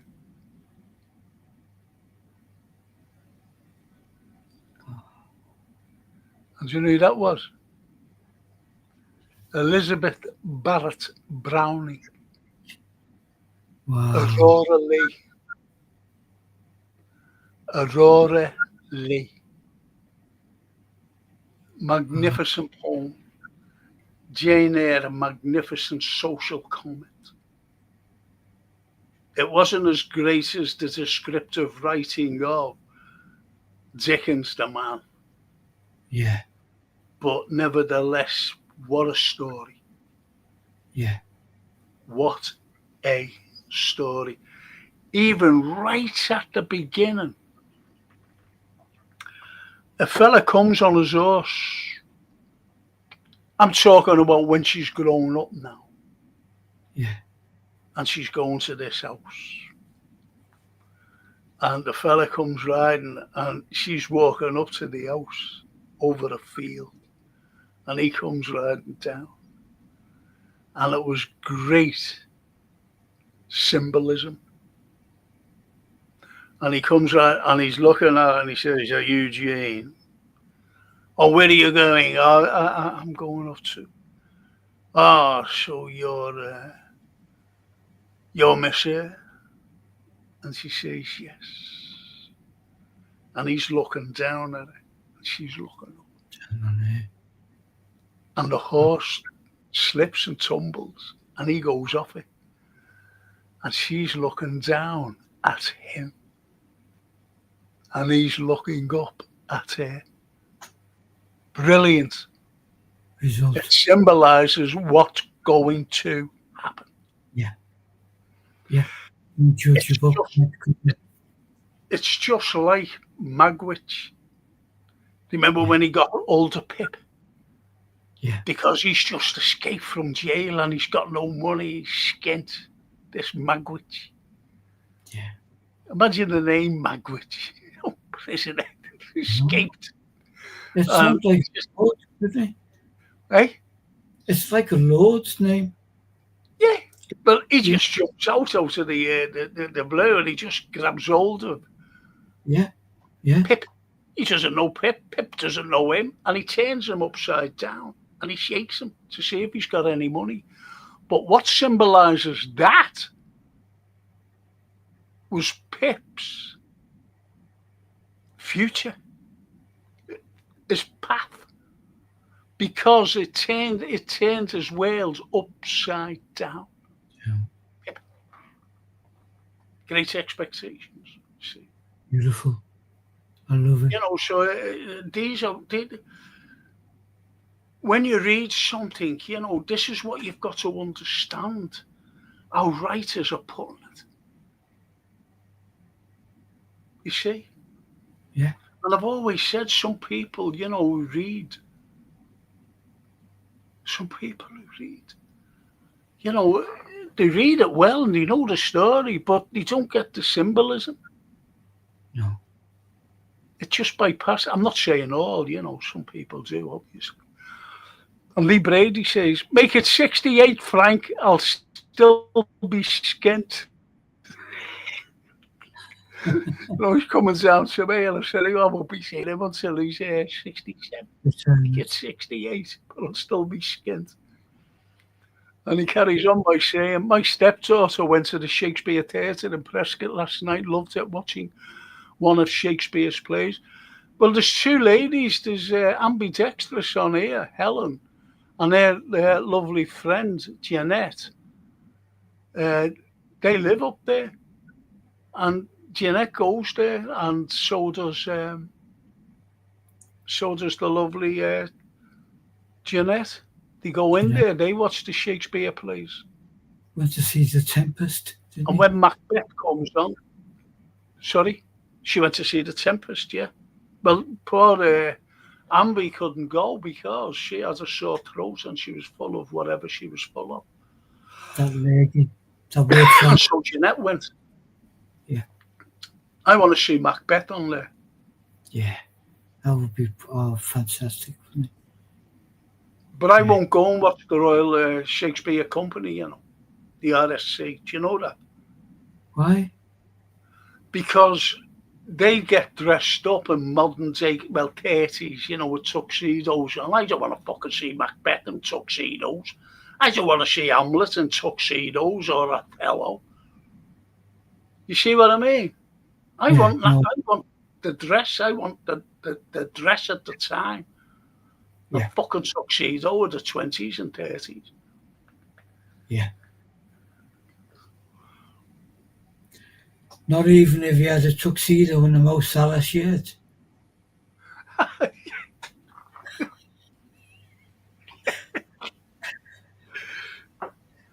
It just shows you, though, doesn't it? It does. I know things while we talk on here, because the actual concept, the genius of these works doesn't fade, doesn't go away.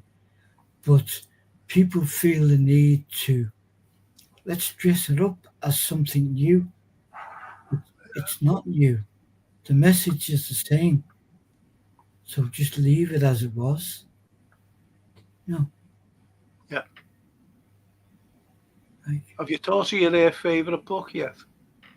Do you know what, Frank? I can't think of one. I can think of a few books, because I read Oliver Twist in book form at the same time as I'm reading Agatha Christie's, because my mum was a fanatical Agatha Christie by her.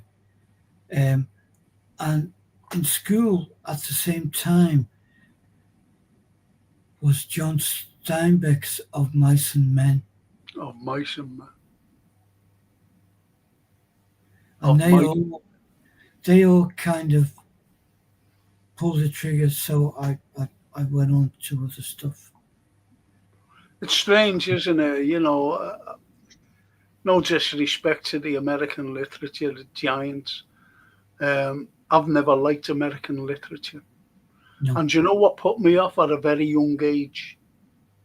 Tom Sawyer and Huckleberry Finn. Yeah.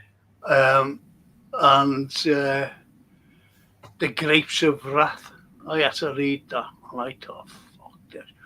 So, I was depressed at the time. I had to read it.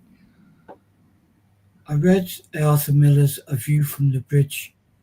Yeah, well, Arthur Miller's great. He was great. His Crucible, which was a true story. And it was very ironic at the time as well when he wrote it. He went up to, McCarthy. You remember McCarthyism? You've heard about McCarthyism during the 50s and rounding up all, the fixators with their communism. Even if you were a socialist, you're a communist, and all this nonsense. And he went here, he said, that's for you. And what it was might as well call it a parody of McCarthyism. Yeah. The Crucible, which was a true story, by the way, of the 1692 Salem witch hunt. Yeah. Because it was a witch hunt in the 50s, wasn't it? For these communists. And what I didn't like, which is historical, actually, which I didn't like at the time, Charlie Chaplin. Yeah. Now, Charlie Chaplin, did you know that he was exiled because of McCarthy? Do you know what? I'm glad to hear that. Actually, I didn't know, but I'm glad to hear that, because there were others, Ronald Reagan, Wayne, legends, who gave up. Here's a name for you. There's a name for you. Yeah. John Wayne. Yeah. John Wayne. Well, he was an out and out white supremacist. Yes. Believe it or not. And he's like Trump. Like Trump. But anyway, what I didn't like was Charlie Chaplin being exiled. No. Because of his ideology. So he went to live in Switzerland. Yeah. He went to live in Switzerland. And then in the 70s, just before he died, they sent for him and to give him an Oscar for a lifetime achievement. Now, if I was being exiled and they sent me that, or wanted me to go over to pick that up, I would have told them to, I'd have just told them to fuck off. But he went. That disappointed. And I was young then. And I said, what's he doing that for? This is the way America works. That's the unfortunate thing, and the power is that Hollywood was the film industry, even though Italy had a strong film industry, Germany had a strong, all over the globe, but Hollywood occupied that spot. So I guess if they're going to give you an award,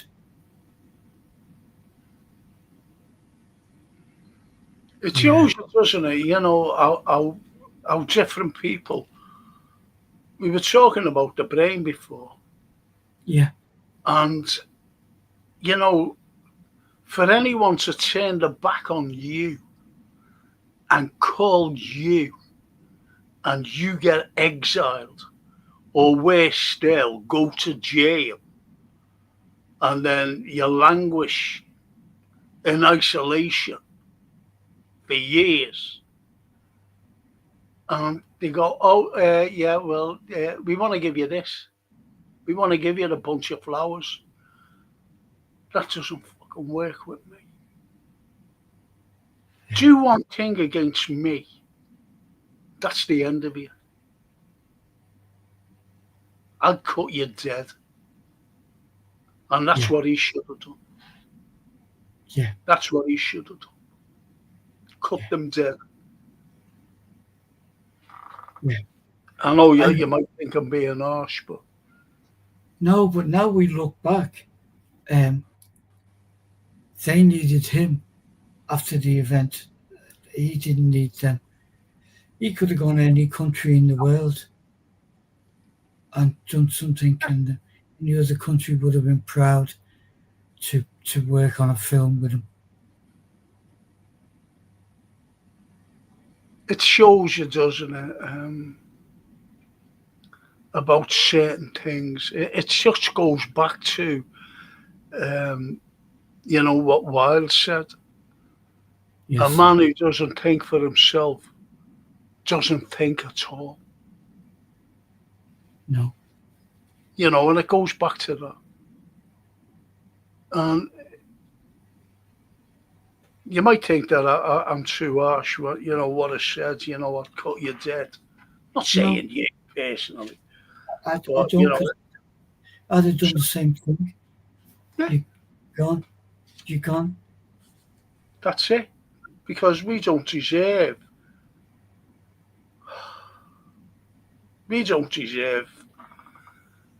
things that to be. That's why, people who talk behind people's backs, I hate that. Yeah. Yeah. I always remember this fella, and he said, he started talking about some fella who I knew, a friend. I said, no. I said, I don't want to know. And I seen him ages after. I'm going back years ago. And I seen him ages, this fella who was giving me that about this, a friend of mine. And I seen him, was in the pub. He's in town. And I called him up. I said, oh, hey, are you all right? Yeah, all right. I said, yeah, do you want a drink? He said, yeah, what you want, Anyway, I went, I said, before I get you the drink, I said, while I'm getting you the drink, tell him what you wanted to fucking tell me about him, so you can say it to his face, rather than behind his back. Yeah. The fella just walked out the pub because I don't like anyone talking about people. Hate it. Snides.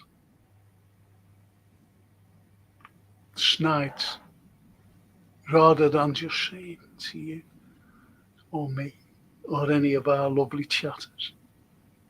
You might think I'm harsh, I'm not. That's the way I am. Yeah. It's the way I am. And it's the way, a lot of people are. Yeah.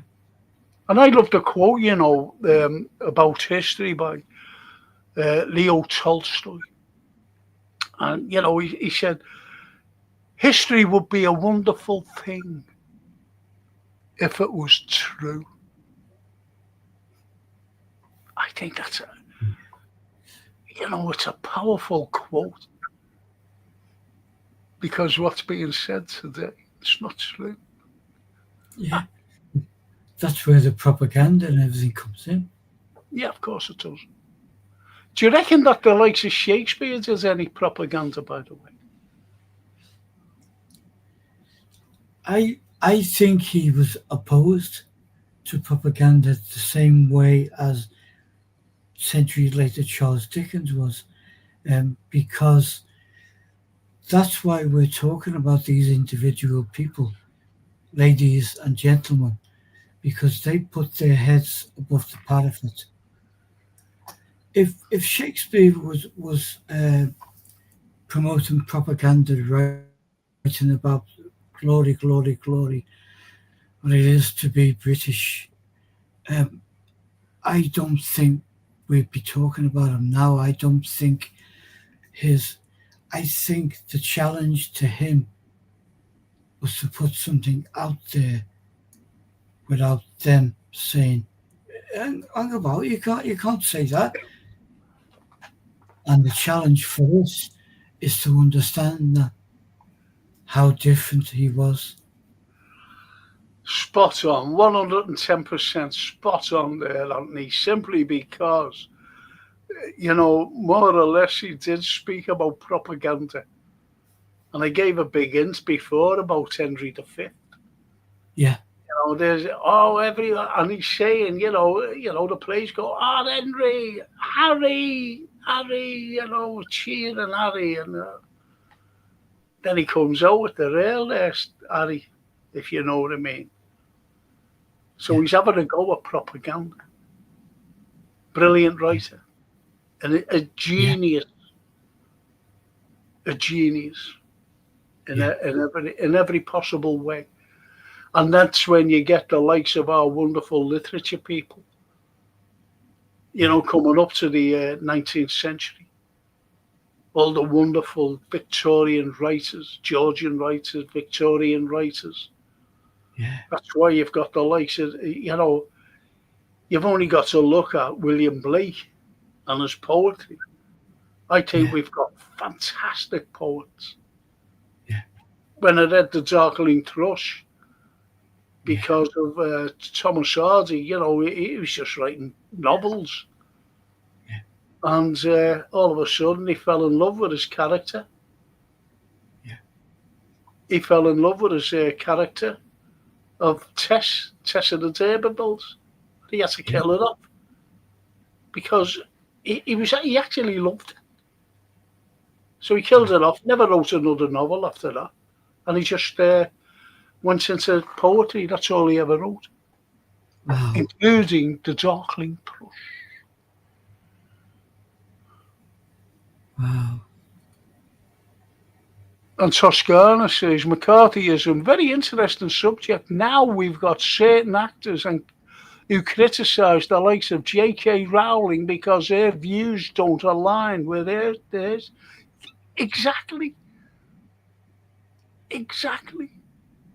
yeah, And J.K., how she started off, she was actually writing while she was hungry, going to a cafe for their beans on toast.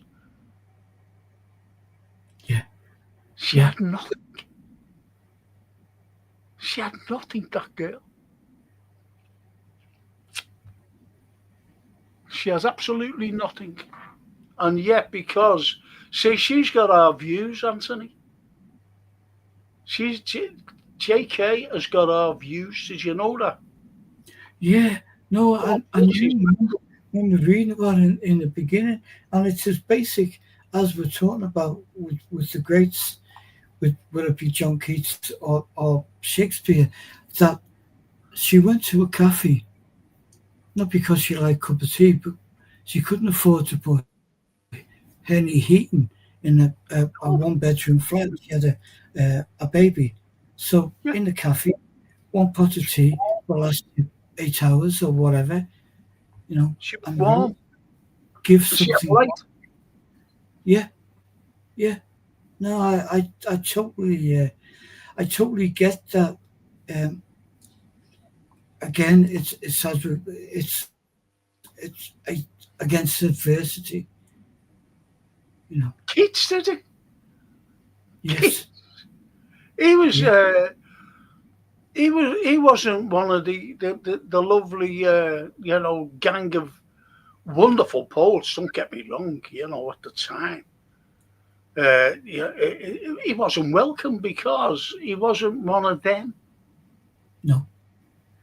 No. A couple of them made a difference. Samuel Coleridge Taylor, because he was kind of, for a short time, he was kind of a neighbour. So they lived on the park, London. Uh, a friend of Keats gave him use of a house for a while, help him get fresh air. So he would go walking with Samuel Coleridge Taylor and discuss stuff. And then obviously a few years later, we know, and your powerful recollection and the story of him and Shelley, Percy. Yeah, when you look at these poets, when you look at these great writers and what they say, it's like what Ambi says there. My name is Ozymandias, King of Kings. Who said that? Or what did it come from? Fucking hell, I forgot the name of the poem itself. Oh, I forgot it. It came to me then. Shelley, anyway. So you see the way people, as you said about Keats and Samuel Taylor Coleridge, just going for walks. So, 2 generations apart, aren't they? yeah, of course they were. But the respect was there. And you had the likes of, what he wrote about this young man.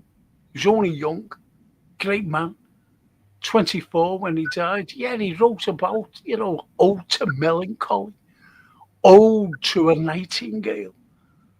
Yeah. And at the time, he said, I'm going to write a poem because how he wrote it, he was getting over the death of his brother, 20 years of age. Who he nursed. Exactly. And anyway, he died. And a mate of his says, I come down. And he's sitting in his mate's garden. And he's drinking. He's drinking French wine. And he's just sitting there. And he looks up to the tree. There's no leaves on the tree. And what he's seen was a nightingale. Now, he's a bit tipsy, obviously. But Keats's mind, John Keats's mind, goes into the bird. And the bird takes off and it's flying around. And when you read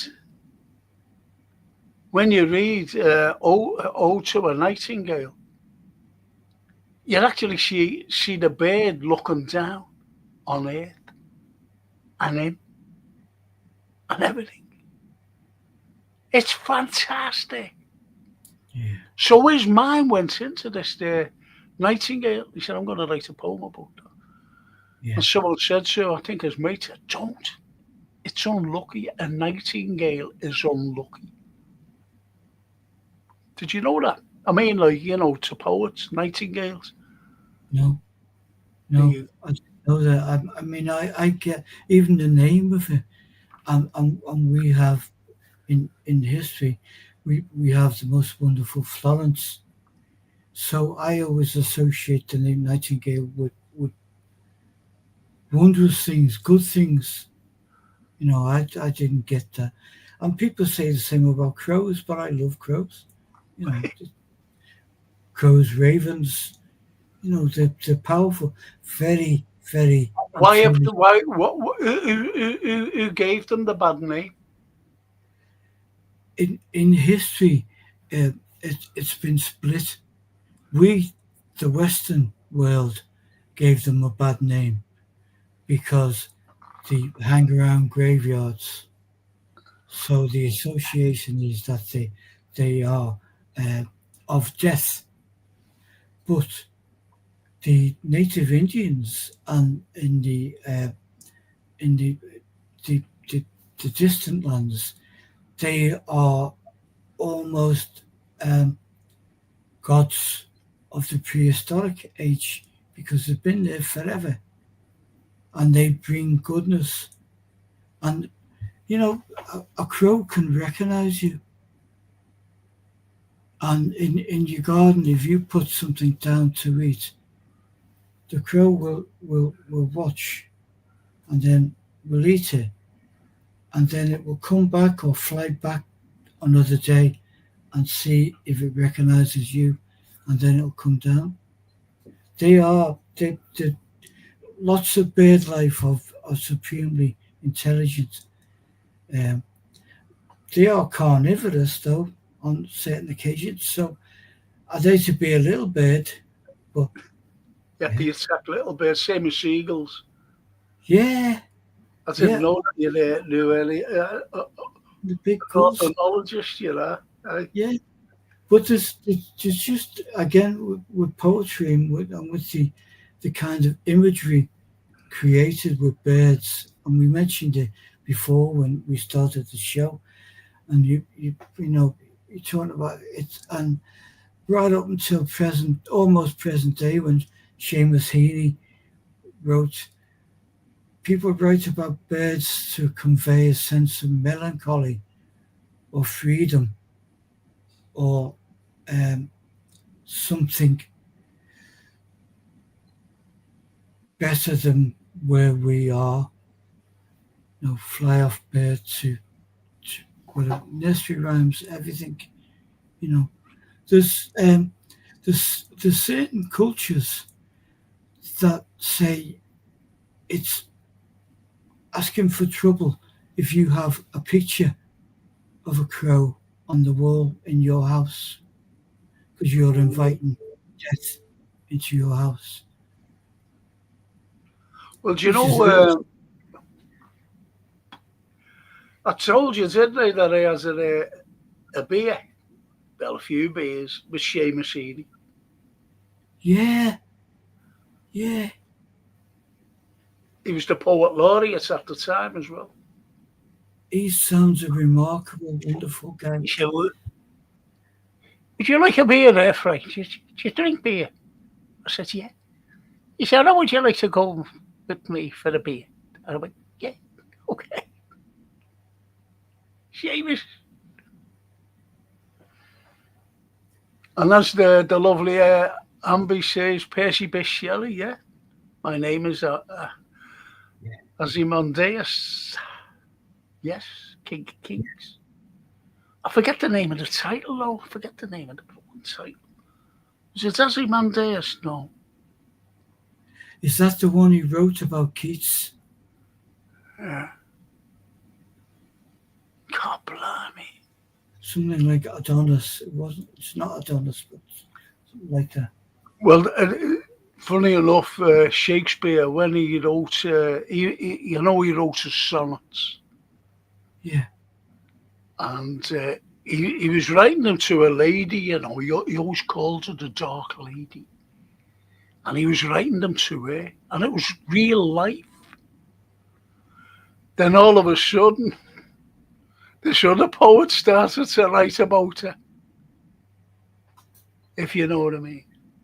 And you can see it, and he's a little bit jealous, by the way. And but she was showing all the attention to Shakespeare, and he Oh, mentioned Adonis. He mentions Adonis in the in one of his sonnets.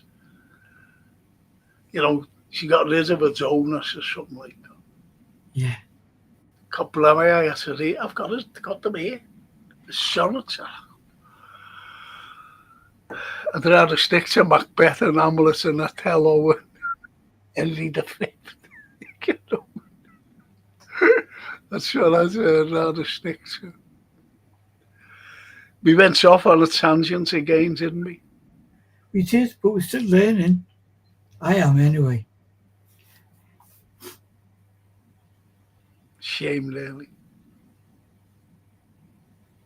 Shame. See, bloody football, it really pisses me off. I'm a great, yeah, I've been watching Liverpool for years. Don't watch England. Don't watch anything like that. But that's where they all are tonight.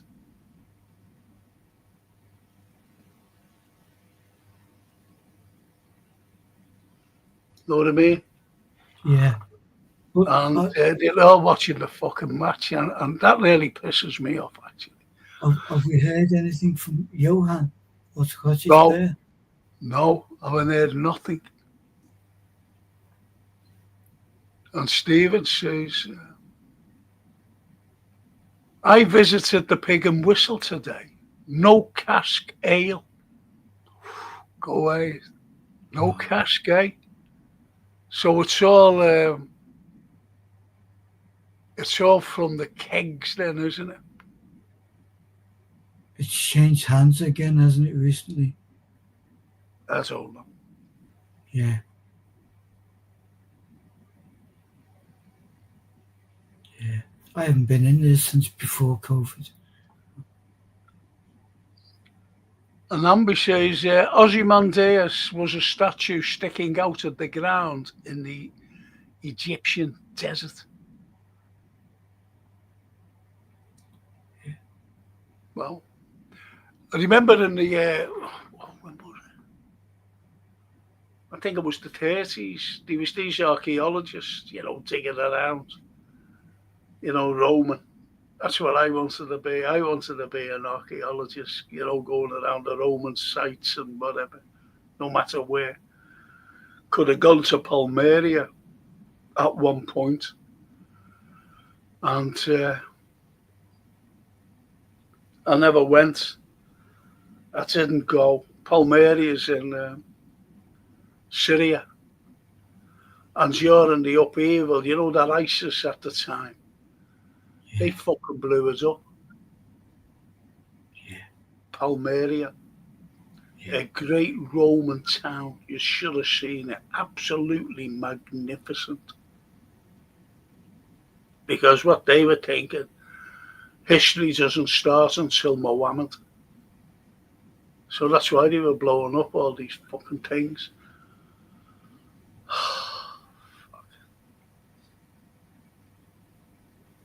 There's some relics still there today in Palmyra, but it's fucking useless now. They've flattened that. It's rubble. Because that Al Jawani's there. America's made him fucking leader of Syria.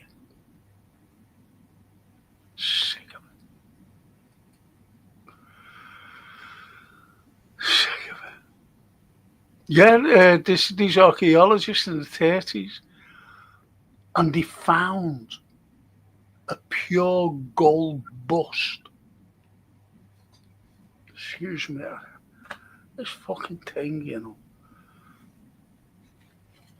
They found a pure gold bust of Marcus Aurelius. Wow. One of my favourite of all. Yeah. Emperors. Yeah. Wow. And Christopher says a murder of crows. In brackets, very harsh term for a group of birds. Apparently, crows and magpies don't get on with each other. Magpies, I don't like. I don't like magpies. Why? I just don't. We have two come to the garden. Not every day, but most days. Has any squirrels gone missing? They've moved on, but there's like new ones, younger ones. Because they fucking eat them. Do you know that? I know I cats don't do. like them. They go after little birds. Why do you take... How many sparrows do you see? You know, it's strange. We don't see so many of this year so far, but when we do, there's like a little cloud of 10 or 15 Because birds. magpies go after sparrows and their eggs. They go after the nests. Right. And little birds. Any little birds. You don't see many little birds flying about, do you? Yeah. Magpies don't like them. So. Little robins and stuff in the garden.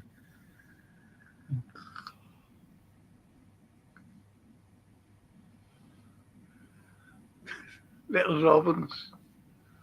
They're great, them, aren't they, with the little red chest. Red t-shirts, yeah. Yeah, Number that's 7, with number Mo 8. Salah. With Mo Salah. But you know, as I said about crows, um, one of the greatest thing about crows was one of our great writers who we admire, an American writer. Yeah. And Yes. who's that? Edgar Allan Poe. And the Raven. Yes. And who Yeah. drew that? Oh, I think it's fair and truthful to call him a Scouse Yes, artistic legend. James William Carling was his yes, name.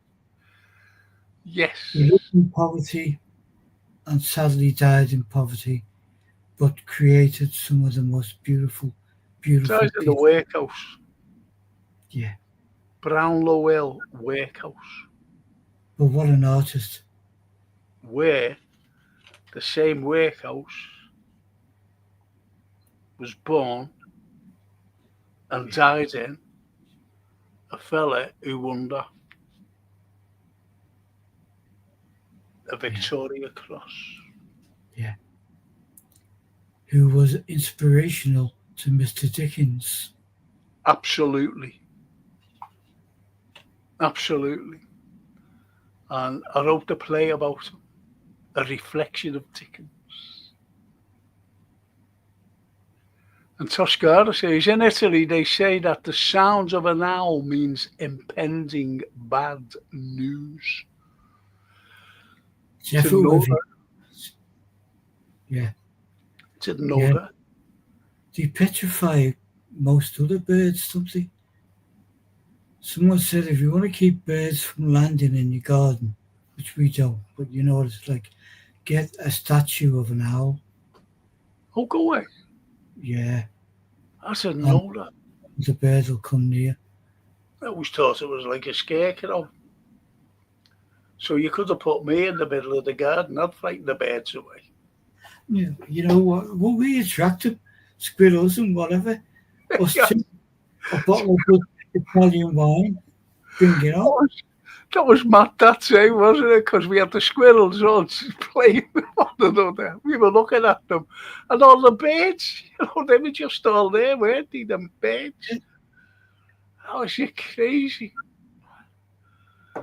You know, I love wildlife. Yeah, me too. I really do.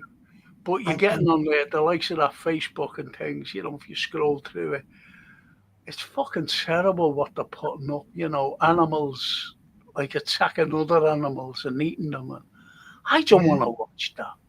No, I don't. I just count myself as lucky to be able to. I'll have a cup of tea in the morning, like 7 o'clock, 7, and I'll sit out there, and it just all comes to life, And then I come in. I very rarely do that Facebook thing now. It's No, I toxic. don't. It is toxic. You're right. And, when you go on, as I said, the people putting things up. There's a dragon, I forget what it's called. And I knew that these fucking people, who film it, they must have broke the hind legs off a big pig or a boar. They must have trapped it and fucking broke the hind legs and put it like in a little ditch, little hole. And you see it trying to get up, squealing. And this fucking gigantic thing comes along. I forget something. I forget what it's called. A big dragon thing, and you just see it, and the poor fucking thing squealing. That's sick. Oh, it was horrible. And that's what they do. Same as a goat and the same dragon thing. And this poor goat, but it was tired, and no, I said, you fucking watch this. You people watching this, can you see that this has been a setup for this big Komodo? It's called a Komodo. I said, for this big Komodo to come and eat that. Because it was, people never. I said, can you see it's been tied? It's not a rope, but it looks invisible. It was good the way they did it. Trying to edit out the thing, you know what I mean, when they done it. But it was fucking tight, you could see, because every time it ran away, it was a different direction. It was like pulled back, if you know what I mean. By the rope or whatever it was. Sick bastards. And Komodo got it. And that's it. Yeah. Just go. The great Leonardo, who we both love and admire, said in his time as a young man, the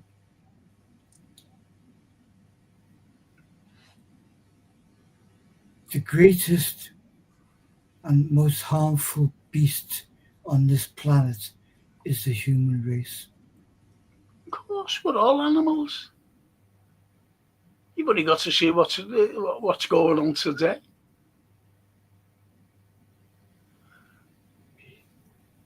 I'll just leave you with this. I don't like Trump. No, Trump kids are fucking everyone by saying he's a man of peace and he wants peace, and he's just a fucking complete and utter idiot. He's a man of piss, not peace. Do you know what? There was a stationary little boat, like a fishing boat, just off the coast of Venezuela. Yeah. Now, these people go fishing. Yeah. And they fucking blew it up. It was stationary. Now, all these boats that they blew up, just like that, saying that the drug people, they're bringing drugs into America to kill our people, right? Yeah. Point is, why don't they just, this was stationary, why didn't the fucking gunboat go to them and confiscate these drugs, these so-called drugs? Why didn't they fucking confiscate them? Why just blow them up? And I mean, just blew them up. It's all a fucking joke. It's so that he want, to invade. Yeah. Did you know anything about the Peace Prize winner, by the way? I didn't know anything about her. I was kind of pleased when I read who she was and what she was, but no, I don't know anything about her. I could fucking tell you a load about her. I could tell you a fucking load about her. And she's not what you fucking think. Did you know she asked Trump to bomb her own fucking country? Did you know that? No. Well, she asked. She said, I want you to bomb Venezuela. If he goes and bombs Venezuela, what's going to happen? She's looking at the top job, is she? Well, hang on. She said she wanted to bomb. If fucking bombs are falling, what's going to happen on the ground? But people are going to be fucking killed, aren't they? Definitely. Well, there you go. She wanted them to fucking bomb. Right? Yeah. Do you know who else she supports? Massively. Israel. What are they fucking doing? Genocide. She supports it. And she got the fucking Nobel Peace Prize. Is anyone having a laugh here? Yeah, that's insane. Of course it's insane. But it was the Norwegians who were fucking threatened by Trump. That's what I mean about America. They fucking threaten everyone. They bully everyone.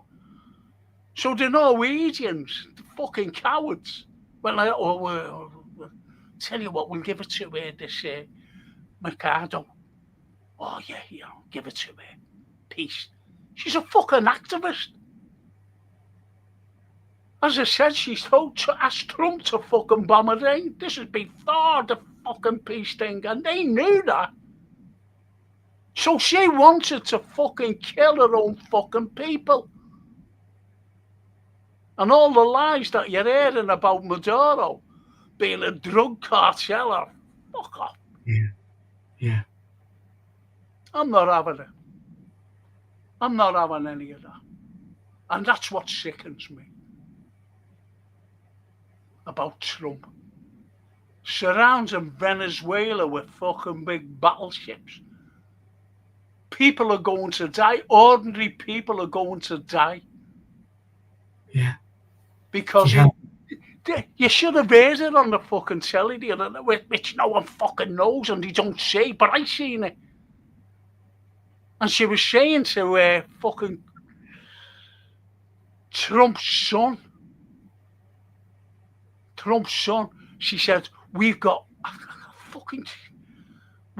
all the oil more down. Listen to this, what she's saying to fucking Trump's son. We've got more oil than Saudi Arabia. You don't need them. We'll give you it all. We'll give you everything. All the oil, which will be great for America. They've got gold mines and emerald mines. She'll end up giving that. It's fucking shocking what America are up to. He's threatened Argentina, Mealy. Now, Mealy is one of the fucking... He's a corrupt prick. And Argentina is going fucking down. It's shocking. It's in a shocking state. And the elections are coming up very soon. And he turned around yesterday, and said, well, you won't get all the money off us if you get beat. So you'll have to win the election because we don't like the left candidate. He wants to take care of his own people and he's not fucking corrupt like Mealy. It's shocking what they're doing. America, they're the fucking biggest terrorist state. Shocking. Piss me off anyway. Sorry about this, but... And she got a fucking peace prize. A peace prize? What kind of a fucking peace prize? To kill her own people? Is that peace? No. Thank you. No. And Christopher says, I thought Anthony's favourite bird was a grouse, a famous grouse. Do you know what? I've got a grouse for him. And I'm fucking... It's terrible keeping it. I've got to feed it every day. Until he comes over. And it's going bigger. It's going fatter. Oh. Mad, isn't it? And Stephen's got the same ideology as me. The US and FIFA are that corrupt that they will eliminate a country out of the World Cup in place of Israel. I can actually see that. Most probably. The Italians put them out the Azori last night. Yeah. But it's shocking. They're in the fucking Eurovision Song Contest. What's that all about? But there's athletes now around the world say we don't want anything to do with them. We won't fucking appear. From gymnastics to hurdlers to everybody.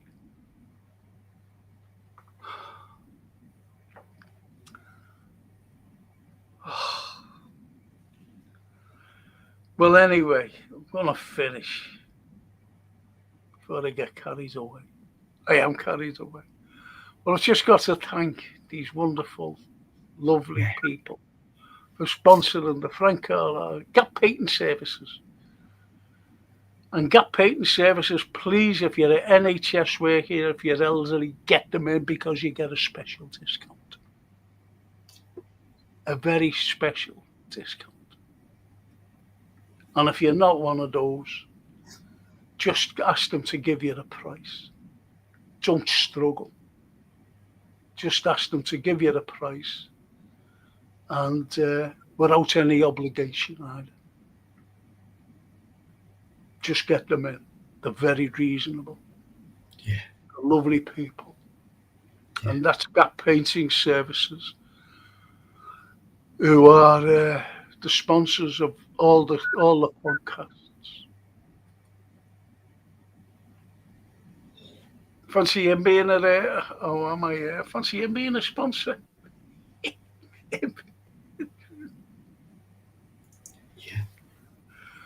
Be good, wouldn't it? Shakespeare. Be fab. Yeah. Yeah.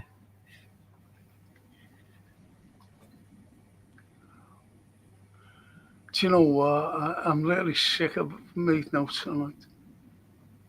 I fucking am. I shouldn't have done that. That's for the Friday night.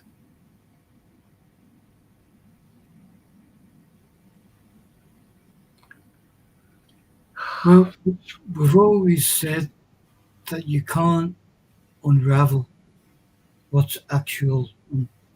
It overlaps.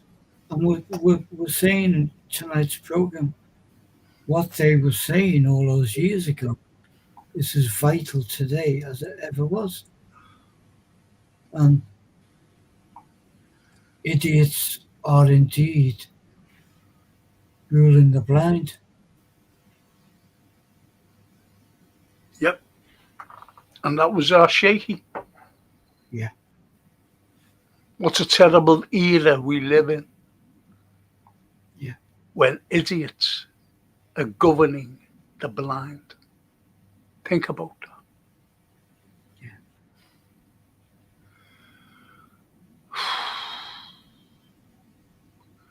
Grazie, Franco, Anthony, and chatters. Have a good evening. What's left of it, says the beautiful, lovely Toscana. Thank and you. her boy loves HG. Listening on the audio.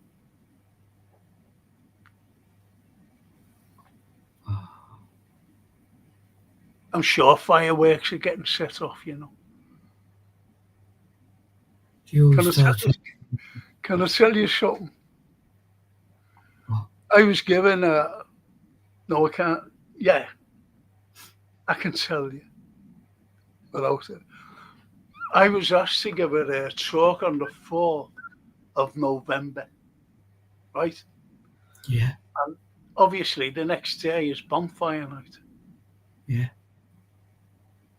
And I said, I was in this beautiful place. It was a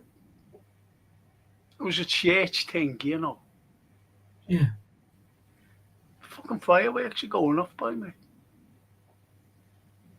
Anyway, I said to them, when you were all kids and they're collecting bonfire wood. And they all went, yeah. I said, put your hands up, we were Catholics. And they all went, because it was a Catholic thing. So anyway, they all put their hands up. And I said, do you enjoy bombing night? They said, oh yeah, but it's a bit, too much now, with the fireworks. I said, okay. I said, well, do you know when you set the fire, when you're young and you set the fire and the bonfire's going up? And they all went, yeah. I said, do you know what you were celebrating? And they all went, bonfire night. I said, yeah. Bonfire. Bomb means good. So it's a good fire. They all went, yeah. I said, well, it's the burning of Catholicism and Catholics alike. And they all went, just went, did they? Is that what we? I said, yeah. I said, did you know when the fireworks, did you set fireworks off? They all went, yeah. And we do them today for the kids. I said, well, what you're doing is celebrating with fireworks. Yeah. The death of Catholicism. Yeah. Should have heard them. Yeah. Absolutely right. And we're not taught that, not even in Catholic schools. But Crazy. And Christopher, like Frank and Anthony and everyone up the well-read Reds. How about that? class. It's just class, isn't it? Poets. Great philosophers. And Toscana said, Franco, that's what my dad used to say, so we never celebrated it. There you go. Good. Good on you, Dad, Toscana. Brilliant. I remember going up to our Jared, you know, and his eldest lad was a little lad, you know, he's about 3 or 4 he was. So I went up and I had Francine, you know, she was like same age as him. And anyway, it was bonfire night. So our kid, bro, he lived in the tenements, right? So he brought out, you know, the fireworks in the box. Yeah. And he got the pinwheel, right? You know, this pinwheel. And Yeah. he stuck it on the door, right? The pinwheel fell in the box with all the fireworks. It's fucking going off like that. And we all ran in. We ran in the house, shut the door. And little Jared, you know, his lad, should have been effing and blinded. He's only about 3 or 4. He was effing and blinded. Fireworks. Oh, so funny. That was one of the funniest things ever. Huh? Me and him ran in and, you know, and drank Francine in and drank little Jared in. He was effing and blinded. Oh, my God. Oh, so funny. So funny. And T says, thank you, Frank and Anthony. Great pod again. You never walk alone. Thank you. I just have to apologise to everyone for me rant.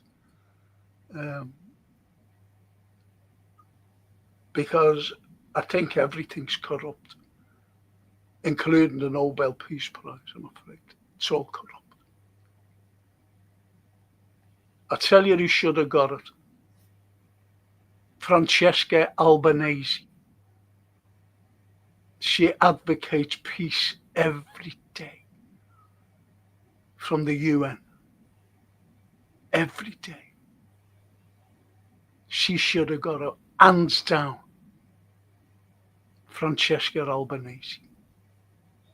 Or, you know, failing Greta Thunberg, who got captured by the IDF, tortured for bringing aid, which they never got through anyway. That was a foregone conclusion, they'd never get through. And I think battleships from fucking, you know, this Starmer saying about, you know, a battleship, fuck off. Should have escorted them and said to the Israelis, you fucking touch any of these, we're going to blow you out the fucking water. Any European country who's got battleships. Yeah. Never did. And people are still starving to death. Little babies. Fucking terrible. So, I've thanked Gap Painting Services. We thank Jason, as usual, for setting everything up. As ever. Again, I apologise, people. I really do for my behaviour. I don't think apology needed, Frank. It's from the heart. And to my great friend Anthony, that saying what we had to say about the literature, what was said, which was good. Anthony, I'm going to ring you if you don't mind, I've got to ring you for a reason. Is that okay? That's okay, Frank. Yeah. But it'll be 10:30. Okay. 10:30. I'll ring you. I've got to ring Francine, you see if she's okay. Yes. And the baby, I said to her today, I said, "Are you okay?" "Yeah, I'm okay, Dad." I said, the likes of Sophia must have been so relieved because she was still in hospital and she had to pay for a taxi, Francine. She got an Uber to Yeah. bring Sophia down, to the house. Yeah. And so she said she got out. I said she must have been relieved when she said, yeah. She said she's happy now. I said, okay. As long as she's happy, that's okay. But it is worrying. Yeah. It's a fucking big act I put on, last night when I first came on. Yeah. Because when she phoned, I was not half worried, Well, you could imagine. Yeah. Absolutely. Yeah. Yeah. That's where I was so sorry, go on. No, I would be totally worried as well. God, Lainey was shocked when I told her. Yeah, there you go. But anyway, She's okay. yeah, she's fine. So anyway, Anthony, I'll give you a ring at 10:30. We've been on the air for 3 hours, So I'll give you a ring at 10:30. I'll make myself a cup of tea with Frank, and I'll speak to you then. Is that okay? And I just, we've thanked Jason, we've thanked Gap, but the most important people to thank are who? Our beautiful chat family, our wonderful commentators and observers. Yes, and they wouldn't be a show without them, would they? No. There you go. And on that wonderful note, all you fun-loving football fans, I've got a football show tomorrow. And just say what you think about the Reds, who you'd expect to play, prediction of the score, and don't forget it's Manchester United. And on that note, I'll just say thank you, everyone, to our lovely lady friends. I don't know where Bella Italia is. I don't know whether she's ill or what. I really don't. Because I know she wasn't well last week at some point. And, Johan as well. No. We don't like anyone being sick. And one wish of our, the Scottish Bear, one of our regulars, we know that he is very ill. And see you tomorrow, Frank, for the Reds pod. Thank you, T. Thank you. And to our lovely lady, Italian ladies, mille grazie. Mille grazie. Cara mia. Toscana. And to our little Ambi, the little Helen, lovely lady, thank you. And all the rest of the lads, thank you for joining us. Thank you for keeping Anthony and myself company. Thank you. Good night, everyone. Ciao.